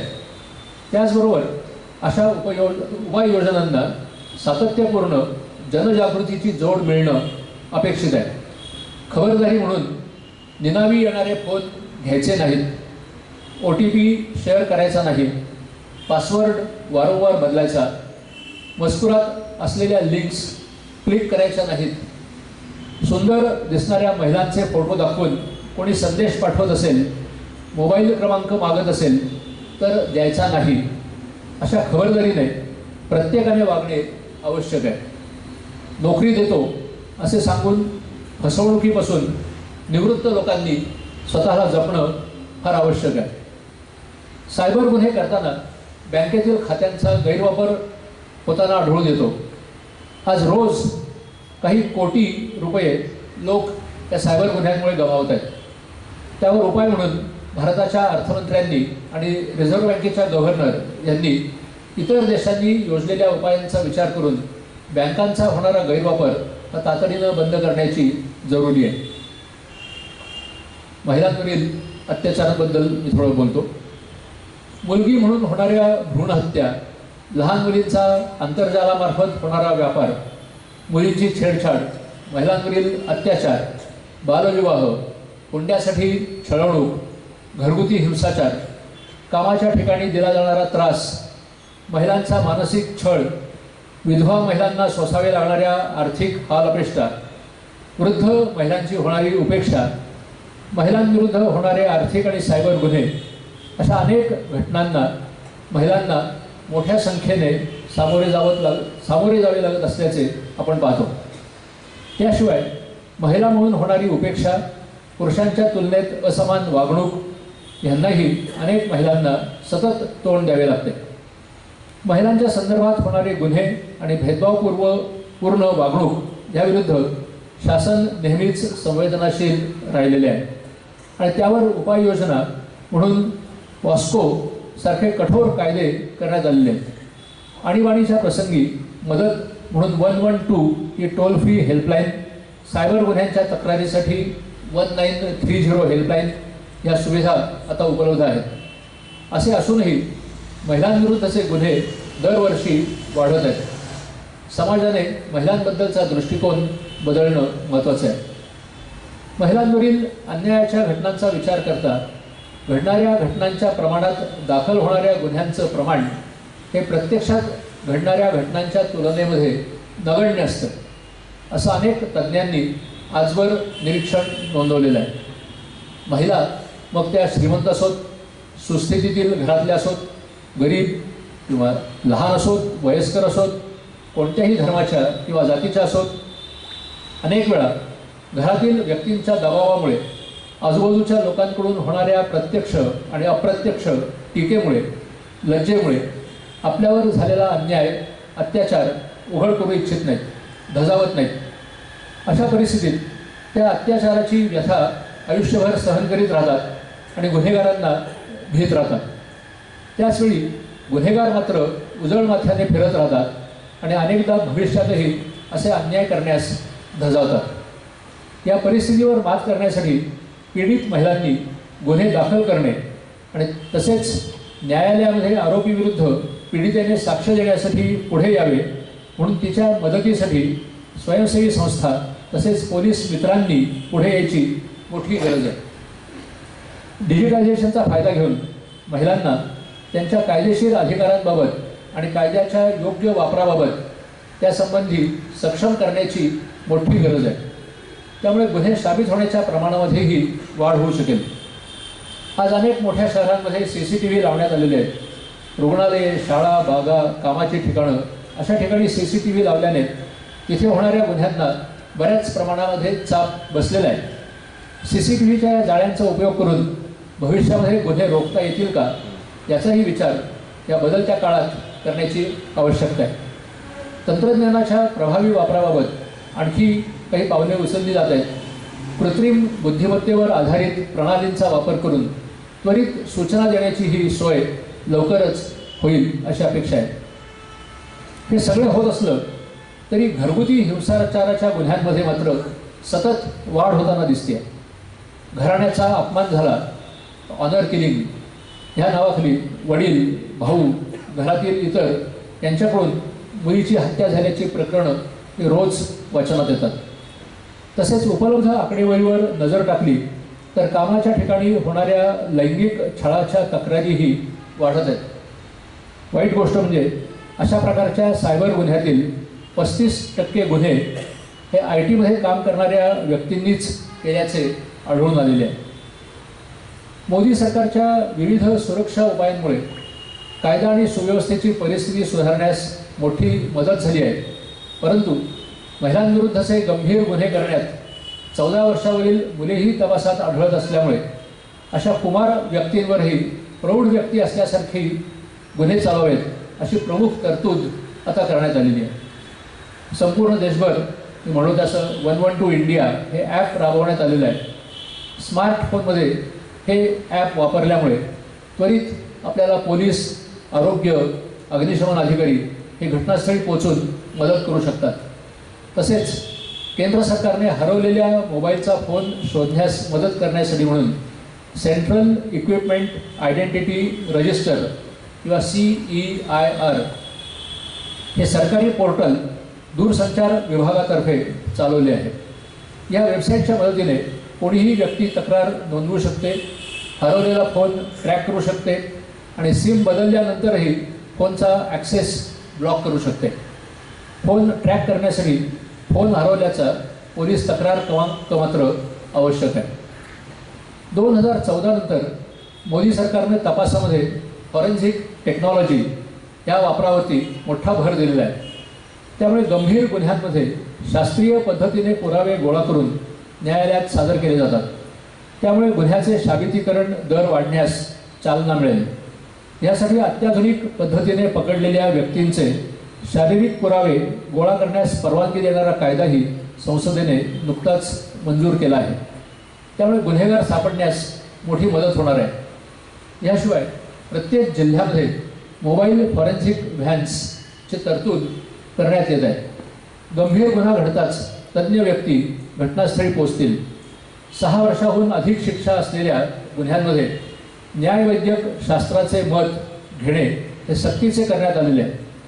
नुकतंच संसदेने भारतीय न्याय संहिता, नागरिक सुरक्षा संहिता आणि साक्ष अधिनियम 2023 हे नवीन कायदे मंजूर केलेले आहेत. न्यायालयीन अधिकारी, पोलीस अधिकारी, कर्मचारी यांच्या प्रशिक्षणानंतर लवकरच हे कायदे लागू होणार आहेत. त्यामुळे अपराध्याला शिक्षा ह्यापेक्षा पीडित व्यक्तीला न्याय मिळवून देणे ह्यावर भर देण्यात येत आहे. परदेशातील अडचणीत सापडलेल्या भारतीयांसाठी प्रत्येक वेळेस भारत सरकार तातडीने पावले उचलताना दिसते. परदेशातील ज्या देशांची धोरणं भारताविरुद्ध आहेत तिथे त्यांना जशास तसे प्रत्युत्तर देण्यात येत आहे. पाकिस्तान, चीन याबरोबरच तुर्की, मलेशिया यांनाही भारताने खणखणीत उत्तर दिले आहे. अमेरिकेसही धार्मिक स्वातंत्र्यावरून योग्य जागा दाखवण्यात भारताने कमी केलेली नाही आहे. या सगळ्याचा एकत्रित परिणाम होऊन भारतामध्ये 2014 नंतर चांगली शांतता स्थापन करण्यात आलेली आहे. मोदी हे अत्यंत लोकप्रिय नेता म्हणून जगमान्यता मिळवित आहेत. सामाजिक समस्यांकडे संवेदनशीलतेने पाहून नवनवीन कायदे बनवणे, त्यांची अंमलबजावणी करणे, नवीन तंत्रज्ञान स्वीकारणे, शासन आणि समाज अद्ययावत राखणे हेच मोदींच्या नव्या भारताचं वैशिष्ट्य आहे. यात सबका प्रयास मात्र आवश्यक आहे आणि त्यामुळेच भारताची सुरक्षा आणि संविधानाची रक्षा होणार आहे. अंतर्गत शांतता असेल तरच देशाचा विकास होऊ शकतो हे अनेक उदाहरणांनी अधोरेखित झाले आहे. ही शांतता टिकवण्यासाठी पोलीस प्रशासनास जनतेचा विश्वास संपादन करणं आवश्यक आहे. पोलिसांच्या कामामध्ये कोणत्या प्रकारच्या सुधारणा कराव्यात की ज्यामुळे पोलीस आणि जनता यांच्यामध्ये सुसंवाद कायम राहील हा अवघड प्रश्न आहे. करोनाच्या संदर्भात लॉकडाऊन राबवणे असो, अनेक निरपराधी व्यक्तींना निराधार व्यक्तींना मदत पुरवणे असो अथवा सायबर गुन्हेगारीवर नियंत्रण असो, अशी नवनवीन आव्हाने पोलिसांना सतत पेलावी लागतात. त्याचबरोबर पारंपरिक गुन्हे जसे घरफोडी, चेन स्नॅचिंग्स, खून, महिलांवरील अत्याचार यांचाही तपास करण्याचं काम पोलिसांना करावे लागतं. त्याशिवाय आरोपींना न्यायालयापुढे ने-आण करणे, महत्त्वाच्या व्यक्तींची सुरक्षा करणे, संवेदनाशील ठिकाणांचं संरक्षण करणे, कायदा सुव्यवस्था ठेवणे ह्या आणि अशा अनेक कामातील गुंतागुंत वाढत आहे. त्याशिवाय दहशतवाद्यांकडून होणारे संभाव्य हल्ले आणि मूलतत्ववाद्यांपासून, डाव्या अतिरेक्यांपासून देशाचं रक्षण करणे याही अवघड जबाबदाऱ्या पोलिसांना पार पाडाव्या लागतात. त्यातील कोणतीही जबाबदारी ही कमी महत्त्वाची समजता येत नाही. महाराष्ट्रात आज मितीस जवळजवळ 2,20,000 पोलीस अधिकारी आणि कर्मचारी आहेत. त्यांनी 12 तास काम करूनही पोलिसांची संख्या अजून वाढवावी अशी मागणी वारंवार होत असते. एका पोलीस कर्मचाऱ्यासाठी शासनाला सुमारे 50,000 रुपयांपेक्षा अधिक रक्कम ही पगार आणि इतर सुविधांसाठी खर्च करावी लागते. बाकीच्या सर्व विकास कामातून पोलिसांच्या पगारासाठी किती रक्कम वाढवायची यावर नेहमीच मर्यादा असते. त्यामुळे पोलिसांची संख्या वाढवून ही समस्या सुटेल का की अधिक गुंतागुंतीची होईल याचाही विचार करण्याची आवश्यकता आहे. देशातील वाढत्या समस्यांना केवळ पोलीस प्रभावीपणे उत्तर देऊ शकतील अशी अपेक्षा करणे म्हणजे या वाढत्या जबाबदारीमुळे पोलीस खात्यात काम करणाऱ्या व्यक्तींना आणि त्यांच्या कुटुंबियांना अल्पावधीत अनेक प्रकारच्या शारीरिक आणि मानसिक व्याधींमध्ये लोटणे आहे. करोनाच्या महामारीमध्ये 500हून अधिक पोलीस अधिकारी आणि कर्मचारी मृत्युमुखी पडले. याशिवाय वाहतुकीच्या नियमांची अंमलबजावणी असो अथवा दरोडा प्रतिबंधक कारवाई असो किंवा गर्दीचं नियंत्रण असो, देशविघातक शक्ती पोलिसांवर हल्ले करून त्यांना जायबंदी करतात आणि काही वेळा ते त्यात मृत्युमुखीही पडतात. अशा ह्या पोलिसांकडून समाजामध्ये शांतता राखणं आणि त्यांना विविध आव्हानांना तोंड देण्यासाठी तयार करणं हे अवघड होत चाललं आहे. आर्थिक कारणांमुळे शहरांमध्ये बेसुमार वाढ होत आहे. परंतु अशा नवीन झालेल्या ठिकाणी गुन्हेगारी वाढू नये अथवा दहशतवादी लपून राहू नयेत ह्यासाठी तितक्याच वेगाने पोलीस स्थानकं किंवा कर्मचारी यांची वाढ केली जात नाही. याशिवाय कोणतीही सामाजिक समस्या समाजातील सर्व घटकांनी एकत्र येऊन काम केल्याशिवाय आटोक्यात येत नाही.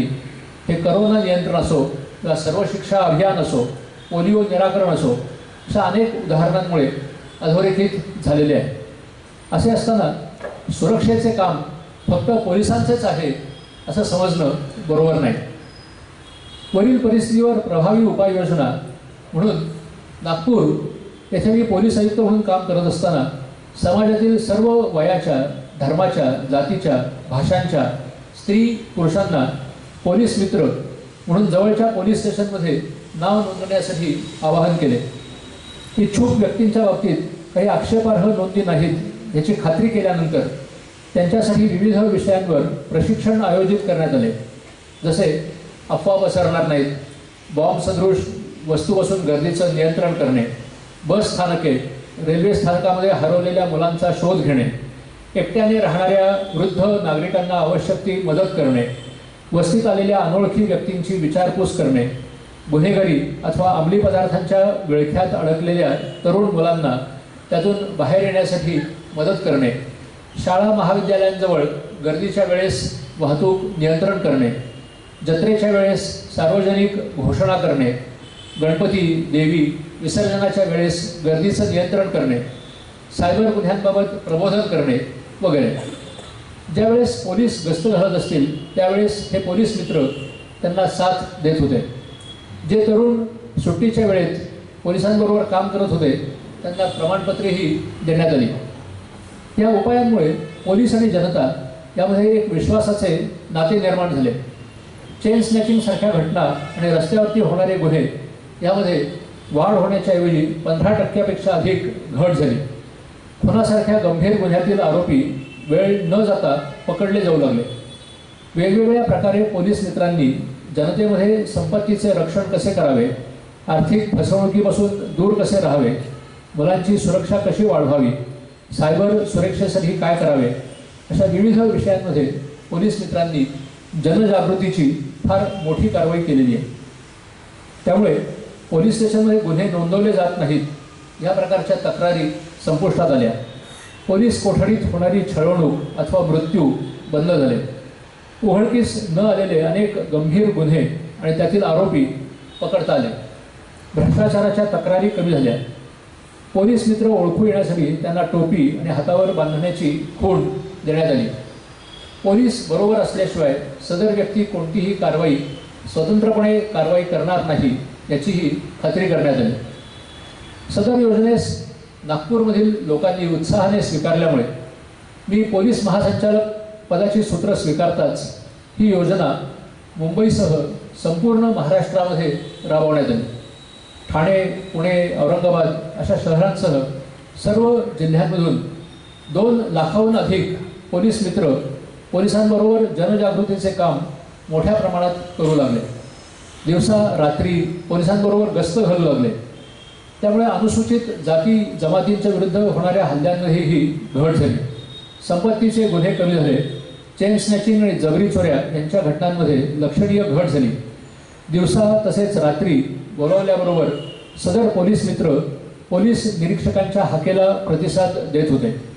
अनेक विद्यार्थी विद्यार्थिनी, सक्षम स्त्री पुरुष पुढे येऊन गावोगावी प्रभात फेऱ्या काढून नागरिकांना पोलिसांशी सहकार्य करण्याचे आवाहन करू लागले.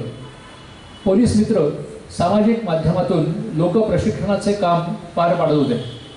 पोलिसांनी दाखवलेल्या विश्वासामुळे पोलीस आणि समाज यात आढळणारी दरी मोठ्या प्रमाणामध्ये कमी झाली. पुण्यातील एक घटना उल्लेख करण्यासारखी आहे. एका पोलीस मित्राने पोलीस स्टेशनमध्ये कळवले की त्याच्याजवळ राहणाऱ्या व्यक्तीची बायको काही दिवसापासून दिसत नाही आहे आणि त्या व्यक्तीच्या हालचाली संशयास्पद आहेत.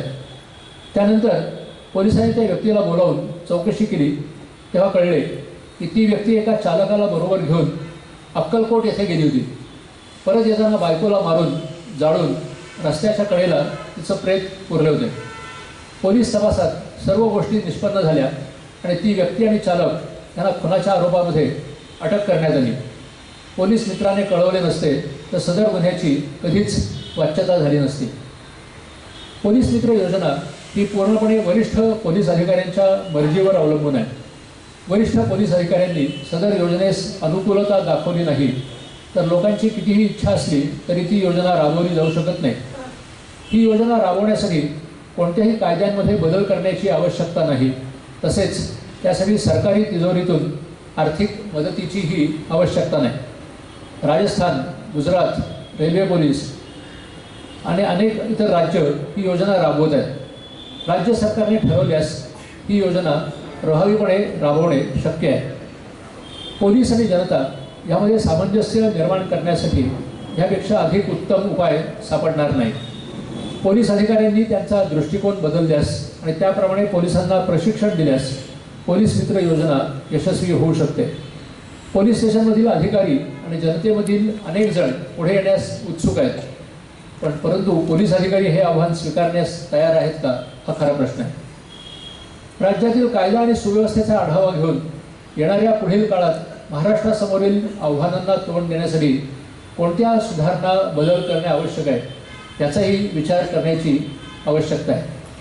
देशातील औद्योगिकदृष्ट्या आर्थिक प्रगतीचे केंद्र, शैक्षणिकदृष्ट्या अग्रेसर, सामाजिकदृष्ट्या सर्व समावेशक, शांतताप्रिय तसेच कोणावरही अन्याय होऊ नये ह्यासाठी प्रयत्नशील अशी महाराष्ट्राची ख्याती आहे. आर्थिक प्रगती, शैक्षणिक भरभराट ही तेव्हा शक्य असते जेव्हा कायदा आणि सुव्यवस्थेची परिस्थिती ही समाधानकारक असते.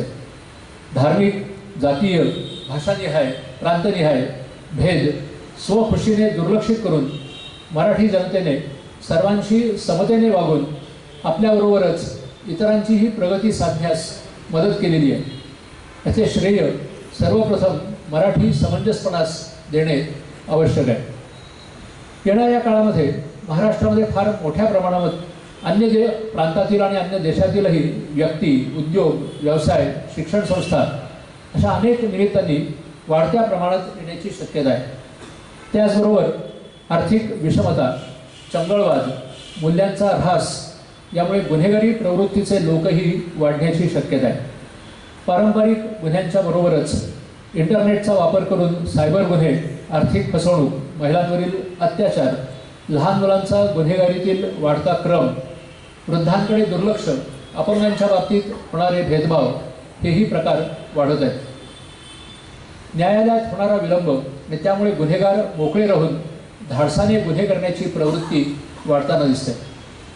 महाराष्ट्रातील आर्थिक आणि औद्योगिक प्रगतीमुळे देशामध्ये हा भाग अग्रणी असल्यामुळे देशविघातक अशा परकीय शक्ती इथल्याच काही असंतुष्ट लोकांना मदतीला घेऊन महाराष्ट्रातील शांतता आणि सुव्यवस्था खंडित करण्यासाठी प्रयत्नशील असल्याचे अनुभवास आलेले आहे. 1993 पासून 2011पर्यंत पाकिस्तानी ISIच्या प्रेरणेने अनेक वेळा मुंबईसकट अनेक भागात दहशतवाद्यांनी बॉम्बस्फोट केले. त्यामुळे हजारो निरपराध लोकांचा बळी घेतला.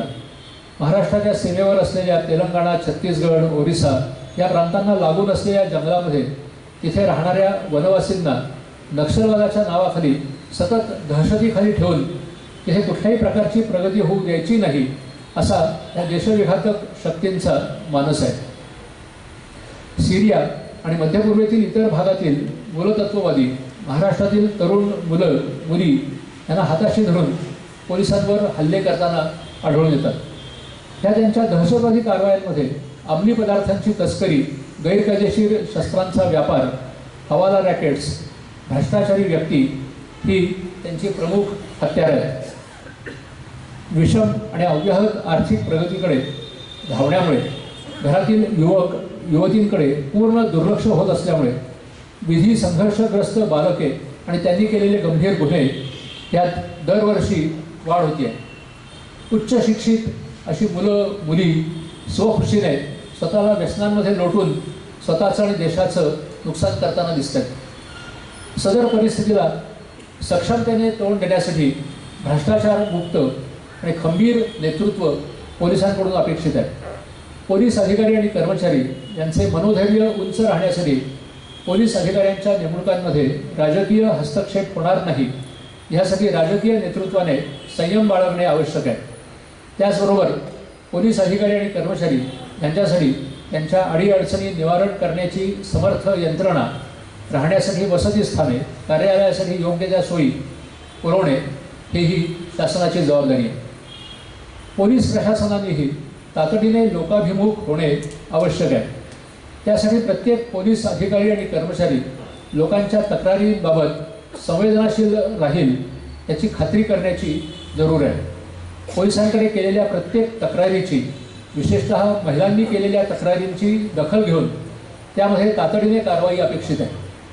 त्यासाठी गुन्हा दाखल करण्यासाठी तक्रारदाराने पोलीस ठाण्यातच यावे अशी अपेक्षा न करता नवीन तंत्रज्ञानाचा फायदा घेऊन पोलिसांना ईमेलद्वारे अथवा सामाजिक माध्यमातून कळवलेल्या माहितीप्रमाणे कारवाई अपेक्षित आहे.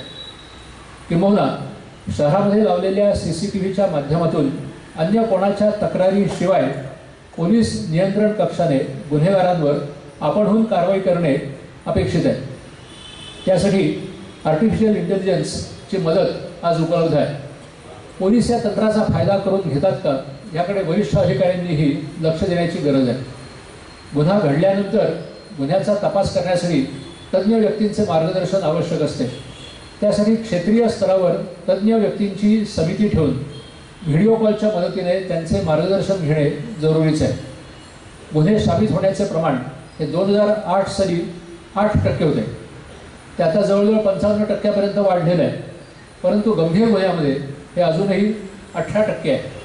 हे प्रमाण वाढवण्यासाठी फेशियल रिकग्निशन सिस्टीमचा वापर करून गुन्ह्याच्या जागी आरोपी हजर होते हे त्यांचे स्थिर फोटो आणि CCTVतील फोटो एकच आहेत हे प्रयोगशाळेत तपासून न्यायालयामध्ये पुरावा म्हणून सादर केल्यास गुन्हे साबित होण्याच्या प्रमाणात वाढ होऊ शकेल.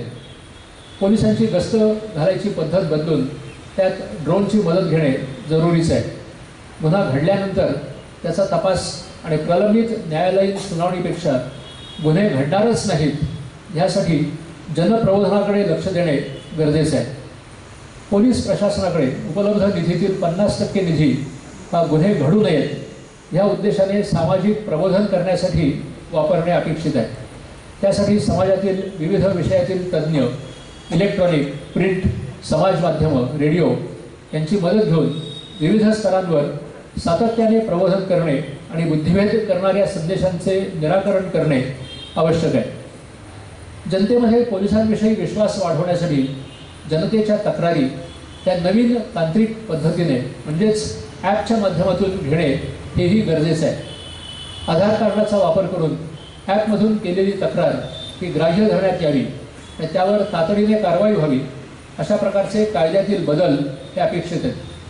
शहरी भागात लावण्यात आलेल्या CCTVच्या माध्यमातून तक्रारदाराची वाट न पाहता पोलिसांनी आपणहून गुन्हे दाखल करून समाजकंटकांवर कारवाई करावी ही समाजाची अपेक्षा आहे.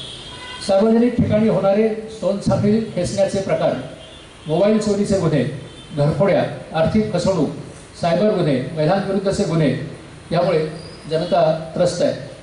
त्यासाठी पोलिसांनाही विशेष कौशल्य प्राप्त करून प्रभावी कारवाई होईल असे प्रशिक्षण अपेक्षित आहे. शासनाने सांगितलेले कायदा राबवण्याचे कायदेशीर काम स्वतःच्या जीवाची पर्वा न करता पोलीस कर्मचारी आणि अधिकारी रात्रंदिवस कार्यवाही करत असतात. हे कायदेशीर काम करत असताना त्यांच्याशी सहकार्य करण्याऐवजी समाजातील काही पुरुष, महिला त्यांच्यावरतीच हल्ले करतात. त्यावेळेस शासनाने, न्यायालयाने आणि समाजाचे नेतृत्व करणाऱ्या सर्वांनीच त्याची गंभीरपणे दखल घेणे गरजेचे आहे आणि ह्या समाज विघातक प्रवृत्तींचा निपटारा करणेही आवश्यक आहे. असे हल्ले होऊ नयेत यासाठी असा हल्ला होत असताना सदर घटनेच्या ठिकाणी उपस्थित जमावानेही पोलिसांच्या बाजूने तातडीने पुढे येणे हे त्यांचे नागरिक म्हणून कर्तव्य आहे. केवळ बघे म्हणून उभे राहून ते अशा समाज विघातक व्यक्तींना मदत करत असतात. याशिवाय ठिकठिकाणी बसवलेल्या CCTV सारख्या तंत्रज्ञानाचा फायदा घेऊन पोलिसांनी वाहतुकीचे नियम मोडणाऱ्या व्यक्तींवर कारवाई वाढवल्यास सदर व्यक्तींना हुज्जत घालण्याची संधी मिळणार नाही. वाहतूक नियंत्रणासाठी नेमणूक करताना 2 ते 3 पोलीस अंमलदार, त्यात एक महिला पोलीस अशी व्यवस्था आवश्यक आहे. पोलिसांनाही स्वसंरक्षणासाठी रिव्हॉल्वर, संपर्कासाठी वॉकी टॉकी, मोटरसायकल पुरवण्याची जबाबदारी शासनाने पार पाडणं आवश्यक आहे. महिलांवरील बलात्कार, महिलांचा खून हा समाजाचा एक फार मोठा कलंक आहे. बहुतेक हे सर्व गैरप्रकार करण्यामध्ये ओळखीच्या व्यक्ती, नातेवाईक, शेजारी हेच जास्तीत जास्त आरोपी म्हणून निष्पन्न झाले आहेत आणि ह्या व्यक्तींविरुद्ध तक्रार करायला पीडिता तयार होत नाहीत. पालक मुलीला तक्रार करू नये यासाठी दबाव आणतात. पीडिता हीच जणू काही दोषी आहे अशी वागणूक समाजातून तिला दिली जाते. हे ओळखून अल्पवयीन मुलींनी ओळख असलेल्या किंवा विश्वासू वाटणाऱ्या कोणत्याही पुरुषाबरोबर एकट्याने राहताना जास्तीत जास्त खबरदारी घेणे आणि विवाहपूर्व शरीर संबंध ठेवण्यास विरोध करणे आवश्यक आहे. याशिवाय जर कोणी अतिप्रसंग करायला लागलाच तर 112 या भारत सरकारने आपत्कालीन मदतीसाठी सुरू केलेल्या ॲपच्या माध्यमातून तात्काळ पोलीस मदत मिळवावी.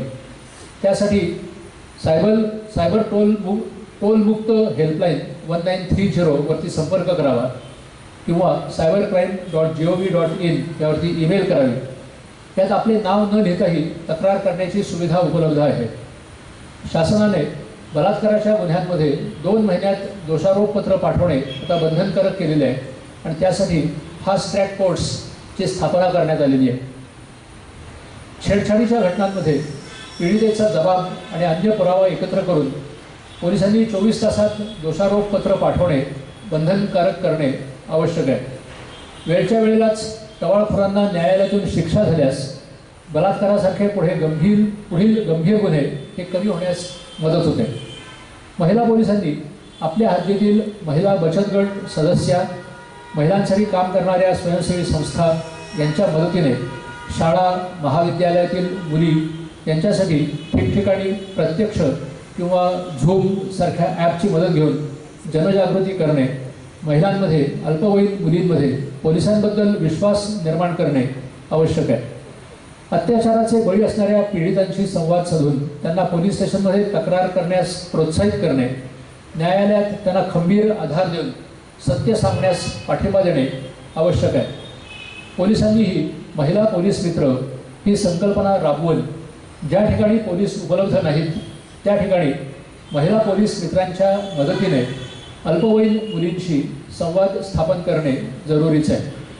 समाजानेही या पीडितांच्या बाबतीत आपला दृष्टिकोन बदलून त्यांना सतत मानसिक आधार मिळेल याची खात्री करणे आवश्यक आहे. महिलांची, मुलींची सुरक्षा ही आपली स्वतःची सुरक्षा आहे हे समजून त्यासाठी समाजातील सर्व सुज्ञ व्यक्तींनी क्रियाशील राहणे गरजेचे आहे. शहरामधील वाढणारा एकटेपणा, शेजाऱ्याबद्दल पूर्ण उदासीनता यामधून वरवर चांगल्या दिसणाऱ्या ग्रह संकुलांमध्येही दहशतवादी येऊन राहिल्याचे पुण्याने आणि महाराष्ट्राने अनुभवलेले आहे. एखादी व्यक्ती घरामध्ये बरेच दिवस मृत पडल्याचे अनेक दिवसांनी निष्पन्न होते. निराशेमुळे आत्महत्यांचे प्रमाण वाढत आहे. यासाठी गुन्हा घडल्यानंतर केवळ तपासाची भूमिका न घेता पोलिसांनी शहरातील विविध गट सातत्याने एकमेकांच्या संपर्कात राहतील, इतर लोकांच्या सुखदुःखामध्ये संवेदनशीलपणे भाग घेतील यासाठी विविध कार्यक्रम कल्पकतेने राबवणे आवश्यक आहे. अशा प्रकारे समंजस नेतृत्व दाखवून समाजामध्ये शांतता आणि सुव्यवस्था राहील ही जबाबदारी येणाऱ्या काळात पोलिसांना पार पाडावी लागणार आहे आणि त्यासाठी पोलीस प्रशिक्षणामध्ये मूलभूत बदल अपेक्षित आहे. मी इथे थांबतो आणि आता जे काही आपले प्रश्न आहेत त्या प्रश्नांना थोडीफार उत्तरं देण्याचा प्रयत्न करतो.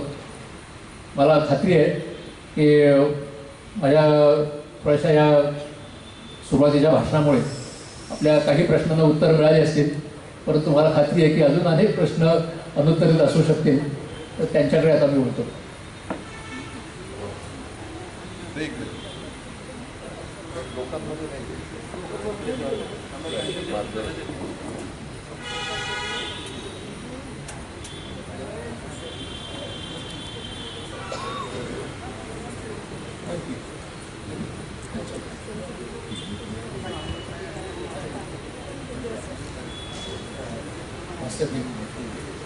अच्छा, ठीक आहे.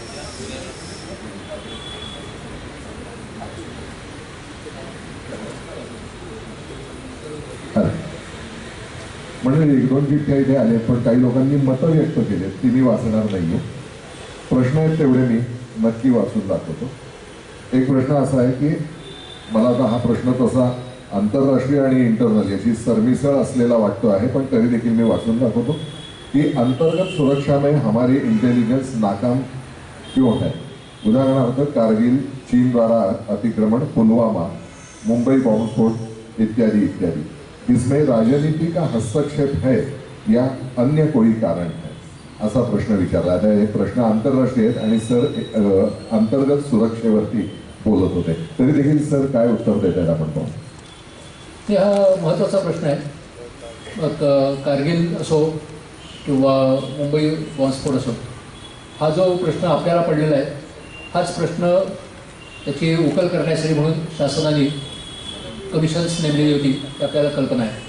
तसं मुंबईमधील बॉम्बस्फोट झाल्यानंतर त्याची चौकशी करण्यासाठी म्हणून एक पूर्वीचे गृहसचिव आणि त्याच्यासाठी कॅबिनेट सेक्रेटॅरिएटमध्ये स्पेशल सेक्रेटरी म्हणून काम करणारे या दोघांचं कमिशन नेमण्यात आलेलं होतं। आणि किंवा कारगिलच्या युद्धानंतरसुद्धा अशाच प्रकारे गृहसचिवांचं पूर्वीच्या एक कमिशन नेमण्यात आलेलं होतं। आणि ह्या सगळ्या याच्यामध्ये वारंवार असं आढळून आलेलं आहे की हे भारतातले हल्ले असोत किंवा 9/11 सारखा न्यूयॉर्क आणि अमेरिकेतील हल्ला असो, याच्यामध्ये इंटेलिजन्सचं फेल्युअर नसतं। फेल्युअर असतं तो आलेला इंटेलिजन्स वाचण्याचं, त्याचं विश्लेषण करण्याचं आणि ते समजून कारवाई करायला सांगण्याचं। आणि हे ह्या तिन्ही कमिशननी पुन्हा पुन्हा अधोरेखित केलेलं आहे। हे इंटेलिजन्स हा तुम्हाला दिलेला असतो, वारंवार दिलेला असतो, काय होऊ शकतं हे सांगितलेलं असतं, परंतु ते वाचण्याचं आणि ते वाचून त्याप्रमाणे सावध राहण्याचं जे काम आहे हे ज्या व्यक्तींनी करायचं आहे ते त्यांनी न केल्यामुळे हे प्रसंग घडले गेलेले असावेत असं।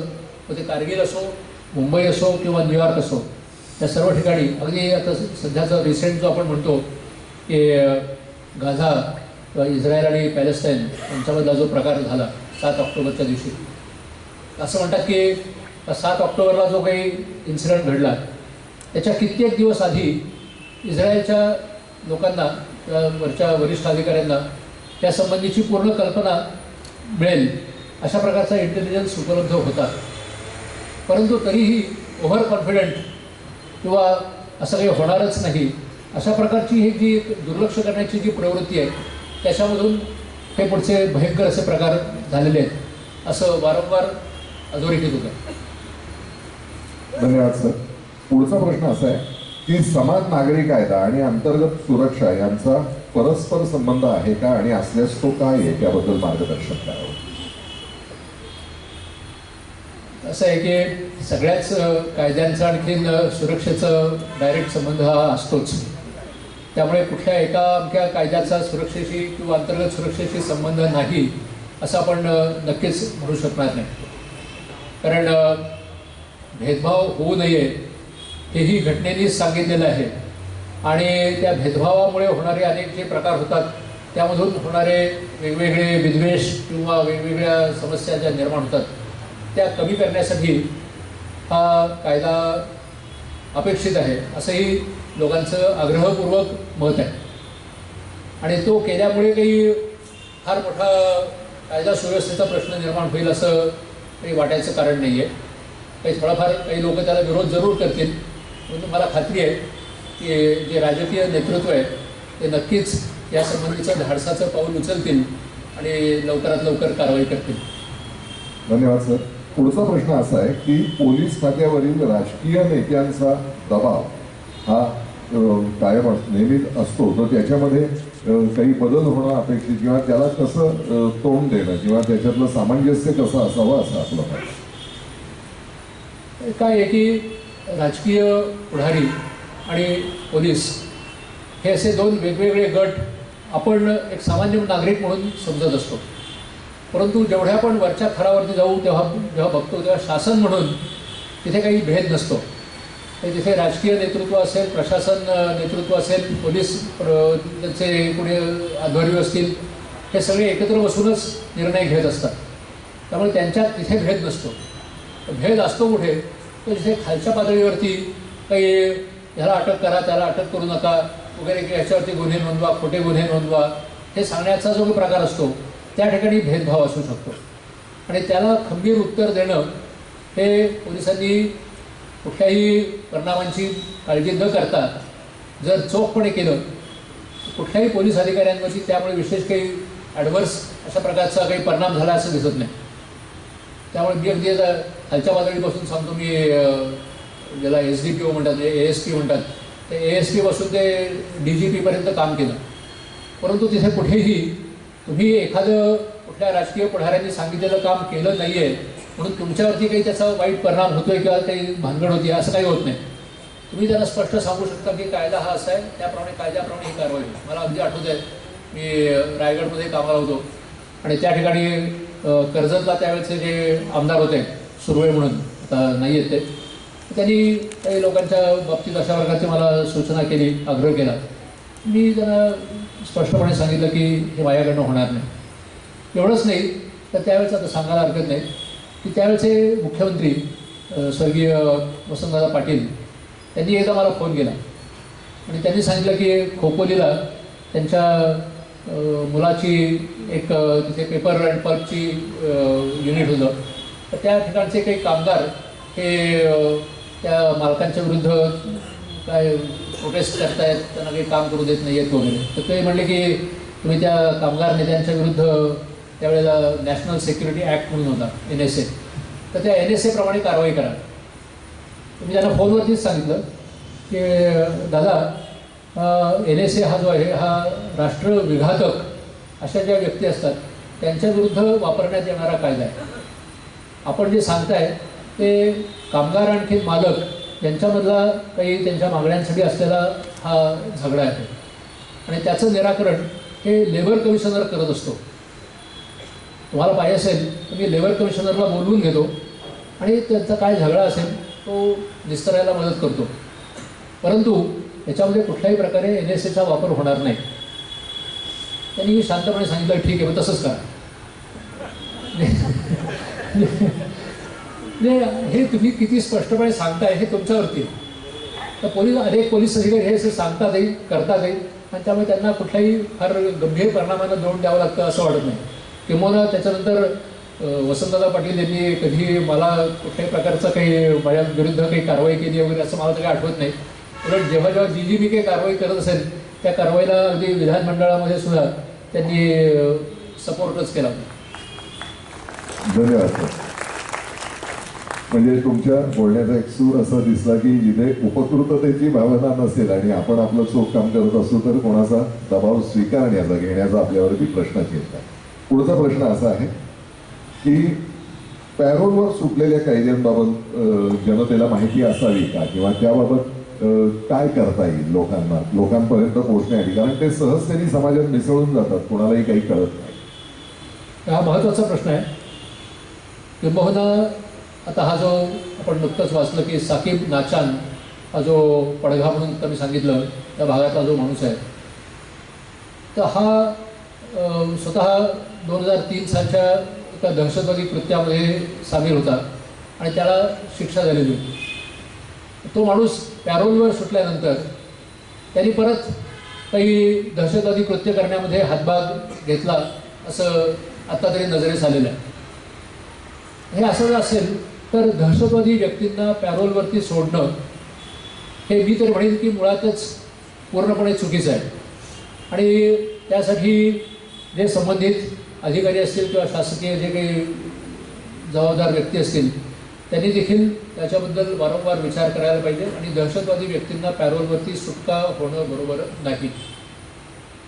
याच्याशिवाय जे आता हा एक मोठा प्रश्न आहे की पॅरोलवरती सुटलेले व्यक्ती किंवा अनेक असं दिसतं की अनेक घटनांमध्ये पॅरोलवरती माणूस बाहेर आला की तो बाहेर येण्यापूर्वीच आता कोणाचा खून करायचा आहे त्याचा प्लॅन ठरवूनच आलेला असतो. किंवा दुसरंही आहे, तो माणूस पॅरोलवरती सुटून येणार आहे म्हटल्याबरोबरच त्याचे जे शत्रू असतात ते वाटच बघत असतात, तो बाहेर दिसला की त्याचा खून करतात. ते दोन्ही प्रकार आहेत आणि त्यामुळे हे पॅरोलवरती सोडणं हे अतिशय मी म्हणेन की रिस्की अशा प्रकारचं हे धोरण आहे आणि त्याची जर ट्रान्सपरंटली जनतेला माहिती दिली किंवा सांगितली गेली तर नक्कीच ती योग्य होईल. आता सध्या वेबसाईटवरती किंवा इतर माध्यमातून आपण माहिती देऊ शकतो. माहिती द्यायला काही गैर नाही आहे. बाकी सगळी माहिती आपण देतच असतो. पॅरोलवर कोण सुटणार आहे यांची माहिती द्यायला काहीच अवघड नाही.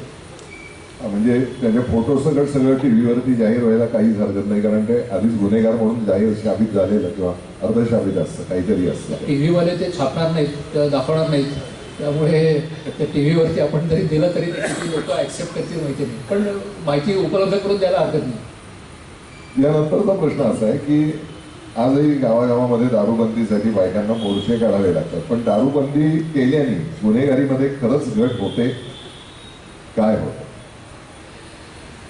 दारूबंदी हा काय आहे, फार असा कॉम्प्लिकेटेड असा विषय आहे. याला कसं आहे की एकतर ज्याला आपण एक्साईज म्हणतो ती एक्साईजतर्फे जी देशी दारू किंवा विदेशी दारू असते तर त्या प्रकारची दारू विकण्याची आणि ती विकत घेण्याची परवानगी ही शासनातर्फे दिली जाते आणि त्यामुळे त्याच्यावरती सर्रास बंदी होणं अवघड आहे. परंतु ज्याला आपल्याकडे एक गावठी दारू म्हणून आपण म्हणतो तर अशा प्रकारची गावठी दारू नसावी किंवा उपलब्ध होऊ नये हे मात्र नक्कीच खरं आहे. कारण त्या गावठी दारूमध्ये ती बनवताना ते लोक कशा प्रकारे बनवत असतील, त्याच्यामध्ये अनेक प्रकारे जहरीली अशा काही गोष्टी मिसळल्या जातात की त्याच्यामुळे आपल्या इथे आणखीन बाकीच्या अन्य राज्यांमध्ये आपण पाहतोय अनेक ठिकाणी मोठ्या प्रमाणामध्ये लोक मेलेले आहेत. तर दारू पिऊन माणूस नक्कीच त्याचा विवेक घालवून बसतो आणि त्याच्यानंतर तो काय गुन्हे करेल हे काही सांगता येत नाही, हेही खरं आहे. परंतु मला असं वाटतं की त्याला फक्त कायद्याने बंदी करण्यापेक्षा घरातल्या पालकांनी, आईवडिलांनी निदान मुलांच्या समोर दारू प्यायची नाही एवढं जरी त्यांनी निर्णय घेतला तरी फार मोठी मदत होईल. आणि त्यामुळे ज्या प्रकारे मी आता जे पुण्यातूनच वाढलो, लहानपणापासून मी बघतोय की लहान मुलं सुद्धा सांगायची की माझे आईवडील घरातच दारू पितात तर मी दारू प्यायला काय अडचण आहे. त्या शिक्षकांनाच कळेना की आता याला काय उत्तर द्यायचं. त्यामुळे समाज प्रबोधन हाच त्याला जास्ती मी म्हणेन उपाय आहे. त्यानंतरचा एक प्रश्न असा आहे की पोलिसांचं गुन्हेगारांबरोबर असलेले नातेसंबंध हे अनेकदा वारंवार उघड होतात आणि ह्याच्यामुळे अंतर्गत सुरक्षा आणि आंतरराष्ट्रीय सुरक्षा याच्यामध्ये देखील काहीतरी गडबड होऊ शकतो, तर ते होऊ नये म्हणून काय उपाययोजना? काय आहे, व्यक्ती ही गुण आणि दोष या दोघांनी परिपूर्ण आहे. त्यात कोणी असो, तो पोलीसमधला असो पोलीसमधला नसो, त्याच्यामध्ये एक तर त्याचं असं आहे की ज्याला आपण तुमचं चारित्र्य चांगलं घडण्यासाठी म्हणून चांगले संस्कार करणं हा जो एक महत्त्वाचा मुद्दा आहे. दुसरं असं आहे की जेव्हा आपण म्हणतो की एखाद्या गुन्हेगाराचे आणि पोलिसांचे संबंध आहेत किंवा जवळचे संबंध आहेत, त्याच्यामध्ये जवळच्या संबंधांपेक्षा जास्ती म्हणून म्हणेन की भ्रष्टाचार हा त्याचा खरं कारण आहे.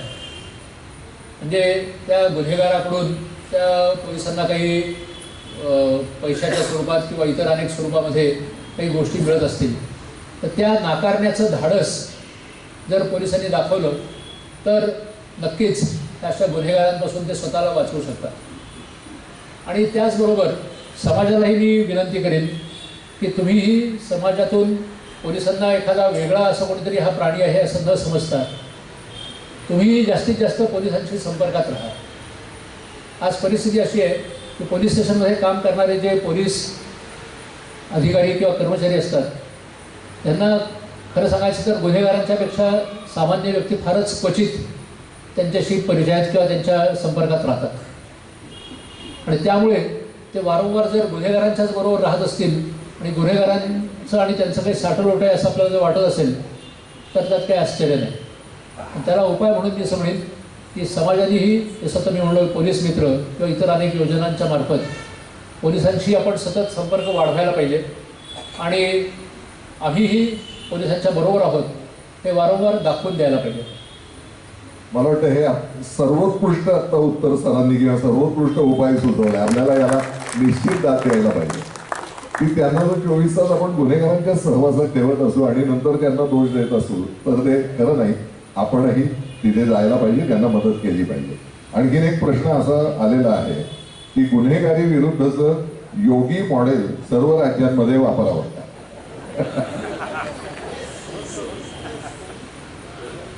समाजाची जी अपेक्षा आहे ती आज त्वरित निर्णय होण्याची अपेक्षा आहे. आज समाज होणाऱ्या ह्या ज्या न्यायालयीन प्रलंब आहेत त्याला कंटाळलेला आहे. समाजाला दिसतंय की हा अमुक अमुक व्यक्ती गुन्हेगार आहे आणि तरी देखील वर्षानुवर्ष ते गुन्हे संपत नाहीत, त्यांचे निर्णय होत नाहीत. त्यांना निर्णय दिला तर जी शिक्षा दिलेली असेल त्या शिक्षेप्रमाणे कारवाई होत नाही. हे खरं या वैफल्याचं कारण आहे. आणि त्यासाठी आपल्या न्यायालयीन प्रणालीमध्ये सुद्धा सुधारणा होणं फार आवश्यक आहे. तर मी जसं पोलीस अधिकारी म्हणून काम केलं तसं निवृत्तीनंतर भारत सरकारने माझी ज्या ॲडमिनिस्ट्रेटिव्ह मॅटर्स असतात त्याच्यासाठी जज म्हणून पण नेमणूक केली होती आणि तिथेही मी 4 वर्ष काम केलं. आता त्या कामगिरीमध्ये मला असं आढळलं की आज वकील म्हणजे आपलाही सगळ्यांचा अनुभव असेल, वकील हा अनेक प्रकारचे खटले किंवा ज्या काही त्याच्या केसेस असतील त्या स्वतःकडे घेण्याचा प्रयत्न करत असतो आणि त्याच्यामध्ये त्याला कुठल्याही केसला न्याय देण्याचा वेळच नसतो. न्यायाधीशांच्या पुढे केस आल्यानंतर वकील कुठे म्हटलं, वकील दुसऱ्या कोर्टात गेलेला आहे, वकील हायकोर्टात गेलेला आहे, वकील आमच्याकडे गेलेला आहे. हा वकील कधी भेटेल आणि तो वकील नसेल तर दरवेळेला फक्त तुम्हाला एवढंच करता येतं की ठीक आहे पुढच्या तारखेला हजर राहा असं म्हणून खटला पुढे ढकलला जातो. हे जे खटला त्यामुळे पुढे ढकलला जातो याच्यामुळे सगळ्याच केसेसवरती विपरीत परिणाम होत असतो. जी तारीख दिलेली आहे, कसं आहे की तारीख ही ते लगेच एका दिवसात किंवा 2 दिवसात दिलेली नसते. ती बरेच 2-2 आठवडे 3-3 आठवडे आधीपासून सांगितलेली असते की या अमक्या तारखेला अमुक केस येणार आहे. ती म्हटल्यानंतर त्यावेळेला जर वकील हजर असतील तर केसचं डिस्पोजल लवकरात लवकर होऊ शकतं. आणि ह्यासाठी सगळ्यांनीच कोऑपरेशन करण्याची गरज आहे. त्याच्यामध्ये न्यायाधीश आहेत, वकील आहेत आणि जे काही दुसऱ्या पार्टीचे वकील असतील त्यांच्या पण कडनं अपेक्षा आहे की त्यांनी तेवढीच तयारीने हजर राहणं आवश्यक आहे. तर हे जर होऊ शकलं तर मला असं वाटतं की फरक पडेल. आणि आता हे जी नवीन आता मी सांगितलं त्याप्रमाणे जे कायदे झालेले आहेत, विशेषतः नागरिक न्याय संहिता किंवा भारतीय न्याय संहिता हे जे 2-3 आता नवीन कायदे झालेले आहेत त्याच्यामध्ये शासनानेच अशा कालमर्यादा आता राखून दिलेल्या आहेत की अमक्या वेळेमध्ये हा तुमचा निर्णय तुम्हाला द्यावाच लागेल. तर पूर्वी असं व्हायचं की हिअरिंग क्लोज केलेलं असायचं, बाजू मांडून झालेली असायची, परंतु तरी देखील निर्णय यायला कधी येईल काय येईल काही माहिती नाही. तर हा जो प्रलंब होता तो प्रलंब कमी होईल आणि योगी मॉडेलपेक्षा मोदी मॉडेल लवकरात लवकर लोक ॲक्सेप्ट करतील असं मला अपेक्षा आहे. Delayed justice is denied justice असं म्हणतात, त्यातला हा खरा मुद्दा त्याच्यामध्ये देखील आहे, गुन्हेगारीकडे वाढण्याच्या याच्यामध्ये. दुसरा एक प्रश्न असा आहे की आत्ताच्या आपल्या व्याख्यानामध्ये अल्पसंख्याक किंवा इतर धार्मिक गटांना फूस लावून किंवा देशाविरुद्ध उभं केलं जातं आणि खरं सांगायचं तर त्यांचं संरक्षण करण्याच्या नादात बहुसंख्याकांचं संरक्षण केलं जात नाही आहे. याच्याबद्दल काही वेगळे कायदे किंवा वेगळी प्रणाली हवी आहे का? वेगवेगळ्या कायद्यांची आवश्यकता नाही आहे. मुख्य काय आहे की आज एखाद्या धार्मिक गटाला, तो कदाचित मुस्लिम असेल, कदाचित ख्रिश्चन असेल, त्यांच्यातले जे काही अध्वर्यू आहेत तर त्यांच्यातले जे की त्यांचे धर्मगुरू आहेत ते जे त्यांना आपल्याच पंखांखाली चिरडून दाबून ठेवण्याचा प्रयत्न करतायत त्याच्यामधून होणारे हे अपप्रकार आहेत. त्याला जर आपण आळा घालू शकतो आणि तेव्हा आळा त्या जमातीतल्या लोकांनीच करायला पाहिजे, त्यांनीच सांगायला पाहिजे की आम्हाला हे मान्य नाही आहे, आम्हाला ह्या चुकीच्या गोष्टी वाटत आहेत. आणि हे जेवढा आतून त्यांचा आवाज बाहेर येईल, जसं तर मुस्लिम महिला असतील किंवा मुस्लिम त्यांच्या जे काही होणारे अन्याय होणारे लोक असतील ते जेवढे पुढे येऊन सांगतील की हे अन्यायकारक गोष्टी आहेत, ह्या आम्हाला मान्य नाही आहेत, तेवढं त्या कारवायांना आपण लवकरात लवकर तोंड देऊ शकू. अजून एक प्रश्न की पोलिसांनी दमन आणि शमन याचा तोल कसा राखावा? कसं आहे की त्याला खरं उत्तर हेच आहे की पोलीस आणि जनता यांच्यामधली जी दरी आहे ती कमी करणं. एक उदाहरण सांगतो जे आपल्याला त्यातलं स्पष्ट होईल. मी पोलीस आयुक्त असताना एक सकाळी मला वायरलेसवरनं मेसेज आला की आमच्या ठिकाणी भारतरत्न डॉक्टर आंबेडकर यांच्या पुतळ्याचं विद्रुपीकरण झालेलं आहे. आता घटना अत्यंत सेन्सिटिव्ह होती, त्याच्यामध्ये स्फोटक होती, त्याच्यामध्ये अनेक ठिकाणी त्यामुळे दंगली होण्याची किंवा प्रक्षोभ होण्याचा नक्कीच असा एक संशय होता. त्याप्रमाणे त्या ठिकाणी सशस्त्र पोलीस हे जवळजवळ 100-150 पोलीस त्या ठिकाणी पोचले. मीही गेलो. जवळजवळ 10,000पेक्षा अधिक पुरुष स्त्रिया त्यांचा जमाव त्या ठिकाणी जमलेला होता आणि सगळा जमाव हा अत्यंत क्षुब्ध म्हणता येईल अशा प्रकारच्या अवस्थेमध्ये होता. आता आपण आत्ता सांगितलं त्याप्रमाणे जर दमन किंवा शमन, ते दमन म्हटलं असतं जर मी म्हणलो असतं की ठीक आहे तुम्ही पोलिसांना जर कारवाई करा, कदाचित त्यांनी कारवाई केलीही असती आणि त्याप्रमाणे त्याचे जे अजून विपरीत परिणाम आहेत म्हणजे त्या ठिकाणची कदाचित दंगल शमली असती पण आणखीन शहरभर एवढं संबंध राज्यभर देखील त्यामुळे दंगल झाली असती. परंतु ही जी मी आत्ता सांगितलं त्याप्रमाणे एक त्याच समाजातील महिला होत्या, त्या आमच्या पोलीस मित्र होत्या, थोड्याशा वृद्ध होत्या. तर मी त्यांना विनंती केली की ताई आपण पुढे या आणि आपण त्याबद्दल जरा लोकांना मार्गदर्शन करा.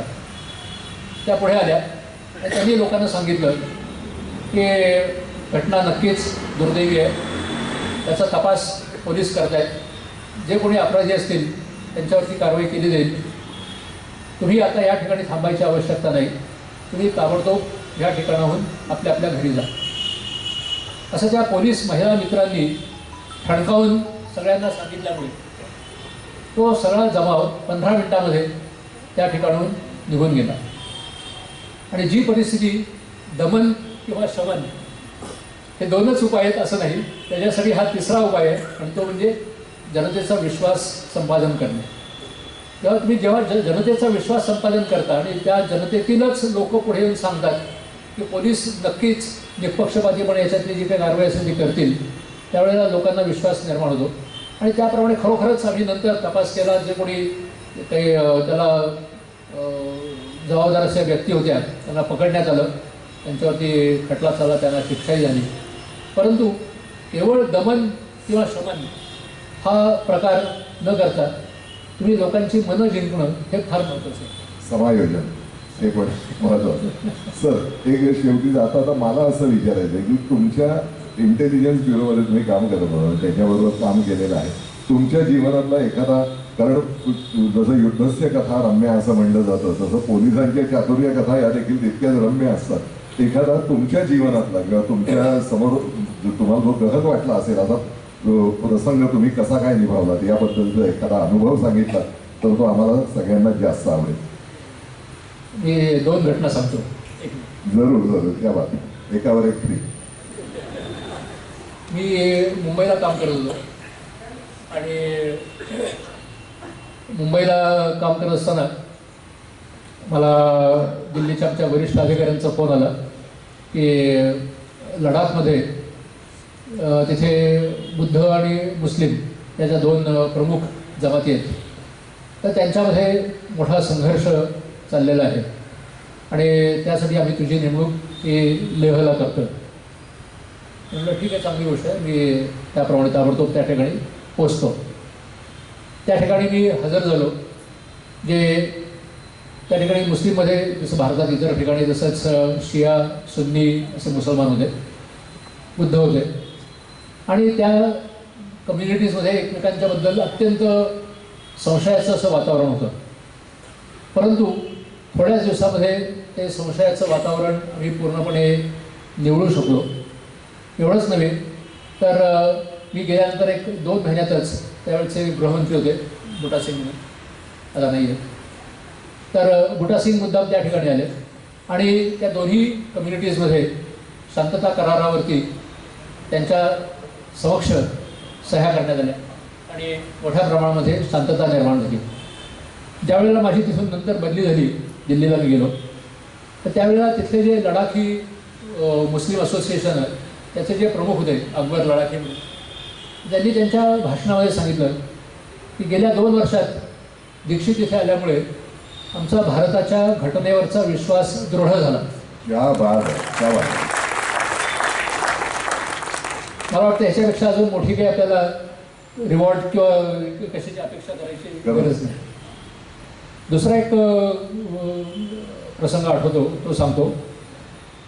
मी दिल्लीला असताना माझ्याकडे भारतातल्या सर्व विमानतळावरती जे इमिग्रेशनचं काम आपण ज्याला म्हणतो, त्या इमिग्रेशनच्या कामाचा मी प्रमुख होतो आणि दिल्लीमध्ये मी दिल्लीच्या एअरपोर्टला व्हिजिट करायला गेलो होतो. तर त्या ठिकाणी एक गृहस्थ साऊथ अमेरिकन पासपोर्ट घेऊन त्या ठिकाणी विमानाकडे त्वरित गतीने जाण्याचा प्रयत्न करत होता. त्या ठिकाणी एक आमचा इमिग्रेशनचा अधिकारी होता. त्याला त्याचा पासपोर्ट पाहिल्यानंतर संशय आला आणि तो म्हटला की मला जरा तुमची जास्ती चौकशी करायची आहे, तुम्ही एका बाजूला उभे राहा. बाजूला उभे राहा म्हटल्यानंतर त्या माणसाने एकदम रौद्र स्वरूप धारण केलं. तो म्हटला मी आमच्या साऊथ अमेरिकेतील देशाचा कॉन्सुलेट किंवा तिथल्या ज्याला एक कॉन्सुलरची एक त्यांची इम्युनिटी असते, तर तसा असलेला असा माणूस आहे, मोठा अधिकारी आहे आणि तुम्ही माझा पासपोर्ट तपासताय हे बरोबर नाही आहे आणि मला ताबडतोब विमान पकडायचं आहे, माझं विमान जायची वेळ झालेली आहे. मी तिथे जवळच होतो. जरा म्हटलं काही हरकत नाही, आम्ही विमानाला सूचना देऊ, तुमचं विमान तुम्हाला घेतल्यानंतरच जाईल याची खात्री करू, पण त्यापूर्वी तुमचा पासपोर्ट बरोबर आहे हेही आम्हाला तपासणं आवश्यक आहे. असं म्हणून आम्ही त्याला बाजूला घेतलं. तो माणूस भारतीयच होता. तो त्यांनी स्वतःला त्याचा असलेला जो इंडियन फॉरेन सर्व्हिसमधला ग्रुप 2चा अधिकारी होता आणि त्यांनी राजीनामा दिला होता. तर त्याच्यावरती डिपार्टमेंटल कारवाई चालली होती म्हणून त्यांनी सोडली होती वगैरे. आणि त्यांनी स्वतःला आपण साऊथ अमेरिकेतील एका देशाचे काही प्रतिनिधी आहोत वगैरे अशा प्रकारचा एक पासपोर्ट मिळवलेला होता आणि त्याच्यामध्ये अमेरिकेचा खोटा व्हिसा लावलेला होता. तर आमचा जो इमिग्रेशन अधिकारी होता त्याला तो पाहिल्याबरोबर लक्षात आलंच होतं की हा व्हिसा खोटा आहे. तेव्हा आम्ही त्याला सांगितलं की आमची खात्री झाल्याशिवाय आम्ही तुला इथून सोडणार नाही. आम्ही अमेरिकेच्या जो कोणी व्हिसाचा अधिकारी होता त्याला बोलावून घेतलं. त्यांनी कन्फर्म केलं की हा व्हिसा याचा खोटाच आहे आणि त्या ABAतल्या फॉरेन सर्व्हिसमधल्या अधिकाऱ्याला आम्ही जेव्हा अटक केली तेव्हा नुसत्या भारतातल्याच नव्हे तर भारताच्या अनेक देशांमध्ये असलेल्या फॉरेन सर्व्हिसमधल्या अधिकाऱ्यांना सुद्धा मोठा तो धक्काच होता की एका साध्या इमिग्रेशन अधिकाऱ्यांनी त्या मोठ्या अधिकाऱ्याला कसं काय पकडलं. तर पोलीस अधिकारी हे काय छोटे असोत किंवा मोठे असोत त्यांची जी नजर असते ती फार तिखट असते. तर त्यामुळे त्यांच्या नजरेतून काही गैर गोष्टी सुटणं हे जरा अवघडच असतं. म्हणजे आता शेवटचा प्रश्न घेऊन आपण यानंतर थांबणार आहोत. शेवटचा प्रश्न असा आहे की इस्रायल किंवा काही देशांमध्ये इव्हन इंग्लंडमध्ये सुद्धा राजघराण्यातल्या माणसाला 2 वर्ष मिलिटरी सर्व्हिस ही कंपल्सरी असते. तसं आपल्याकडे पोलीस सर्व्हिस म्हणजे शालेय 10वी-12वीचे विद्यार्थी म्हणा किंवा कॉलेजचे विद्यार्थी यांच्यासाठी काही योजना करावी का? अत्यंत महत्त्वाचा आणि चांगला प्रश्न आहे. आमची एक पोलीस महासंचालकांची परिषद होती. त्यावेळेला पंतप्रधान नरेंद्र मोदी त्या ठिकाणी उपस्थित होते आणि त्यांनी यासंबंधी सूचना अशी केली होती की जसं NCC असते तसं तुम्ही एक बाल पोलीस अशा प्रकारची योजना सुरू करा. आणि त्याप्रमाणे आज शाळेतल्याही मुलांसाठी म्हणून अनेक राज्यांमध्ये त्यात महाराष्ट्र पण आहे त्या ठिकाणी ही बाल पोलीस ही योजना राबवण्यात येते आहे आणि त्यामधून पोलीस आणि लहान मुलं यांच्यामध्ये एक चांगलं नातं जोडलं जात आहे. आणि त्यांना पोलिसांबद्दलची चांगली माहिती ही दिली जाते. तर ह्या उपक्रमाला जेवढा जास्तीत जास्त अजून पाठिंबा देता येईल तो नक्कीच स्तुत्य आहे. आणि ज्येष्ठ नागरिकांचा सुरक्षेमध्ये काय सहभाग असा? बरेचदा ते मोकळे असतात, मग वेगवेगळ्या क्लबमध्ये ते आपलं हे करतात किंवा मगाशी तुम्ही म्हणलात तसं फ्रस्ट्रेशनही त्यांना येतं, आत्महत्येपर्यंतही जातात. पण अशा लोकांना देशाच्या सुरक्षेसाठी एंगेज ठेवता येईल का? त्याच्यात दोन भाग आहेत. एक तर असं आहे की हे जे वृद्ध नागरिक आहेत त्यांची स्वतःची सुरक्षा आणि ती सुरक्षा केल्यानंतर मग देशाची सुरक्षा किंवा समाजाची सुरक्षा. तर त्यात एकतर असं आहे की ज्या ठिकाणी असे वृद्ध नागरिक एकटे राहत असतील तर त्या एकट्या राहणाऱ्या नागरिकांनी, वृद्ध नागरिकांनी, महिला असोत पुरुष असोत, आपल्या जवळच्या पोलीस स्टेशनमध्ये स्वतःचं नाव नोंदवावं आणि त्यांना कळवावं की मी एकटा आहे. सांगायला वाईट वाटतं की आज अनेक कारणांमुळे असे अनेक महिला पुरुष हे एकटे एकटे राहताना दिसत आहेत आणि दिवाळी असो किंवा अजून काही सण असो त्यावेळेला फक्त पोलीस हेच त्यांचे मित्र म्हणून त्यांच्याकडे येतात आणि त्यांना कधी मिठाई देतात, कधी त्यांच्याशी बोलतात, कधी त्यांचं काही काम असेल तर करतात. ही एक मोठी तर शोकांतिका आहे आपली की त्यांना पोलिसांशिवाय कोणीच आपलं जवळचं नाही असं वाटावं. परंतु तरी देखील त्यांनी आपलं रजिस्ट्रेशन करावं हे नक्कीच उत्तम आहे. ह्याशिवाय पोलिसांसाठी आपण नक्कीच खूप मदत करू शकतो. ती मदत अशी काही गरज नाही की तुम्ही दरवेळेला त्यांना काही गोष्टी लिहूनच द्यायला पाहिजेत. परंतु पोलिसांना तुमच्या आजूबाजूला काय घडत आहेत, काय गोष्टी चालू आहेत ह्या संबंधी जरी आपण सूचना दिल्या तरी देखील ती फार मोठी मदत आहे. पोलीस त्याचं काय करायचं किंवा आता कालचं एक उदाहरण सांगतो. एक रस्त्यावरती एक गाडी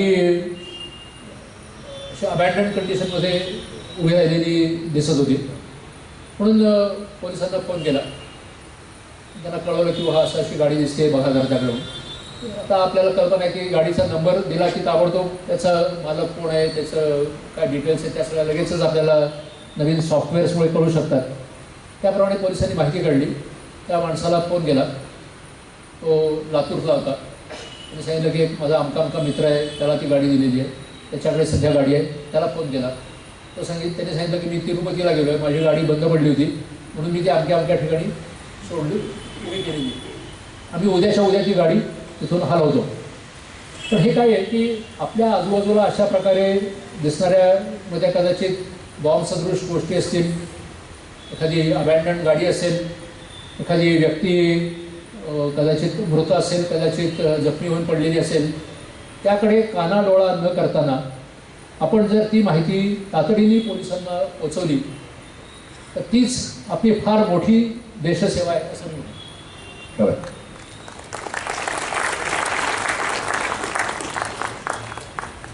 सर, आपण असं नसता हरकत नाही. सरांनी पूर्ण वेळ त्यांचा म्हणजे जो अनुभव होता त्या अनुभवातला अनेक गोष्टी आपल्याला या ठिकाणी सांगितल्या. आणि ते खरं सांगायचं तर मला त्यांच्या नावावरती ती कोटी असल्यासारखंच वाटतं की दीक्षित, याचा अर्थ जो शिक्षित प्रशिक्षित आहे किंवा ज्याला दीक्षा मिळालेली आहे. आणि सरांनी राष्ट्र संवर्धन, राष्ट्र सुरक्षा या विषयामध्ये आपण किती दीक्षित आहोत आणि किती प्रवीण आहोत हे दोन्हीही त्यांच्या भाषणातला या ठिकाणी व्यक्त केलेलं आहे. आणि म्हणूनच व्याख्यानमालेचं पहिलं आजचं जे पुष्प होतं तेच अतिशय सुगंधी झालं आणि ज्ञानपूर्ण असं झालेलं आहे.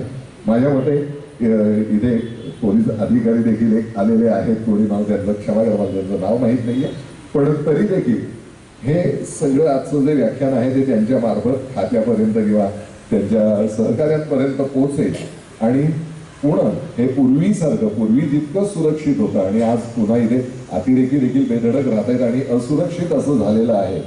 तर ती स्थिती पूर्णपणे बदलायची ताकद ही अंतर्गत सुरक्षेमध्ये म्हणजे पोलीस खात्याकडे आहे याचं आपल्याला खात्री या मंडळींकडनं मिळेल अशी आशा या ठिकाणी व्यक्त करूया. सर, तुम्ही आमच्यासाठी वेळ दिलात, आम्ही सहजीवन व्याख्यानमालेच्या तर्फे आपले मनपूर्वक आभार मानतो. म्हणजे उद्याचा विषय आहे हनुमंतराव गायकवाड यांचा की शून्यातून भरारी. खरोखरच काहीही नसलेला माणूस आंतरराष्ट्रीय पातळीवर किती मोठा झाला केवळ कर्म सिद्धांतामुळे, याचं उद्याला आपल्याला दर्शन घडेल. आजचं सत्र या ठिकाणी संपलं. धन्यवाद. शुभरात्री.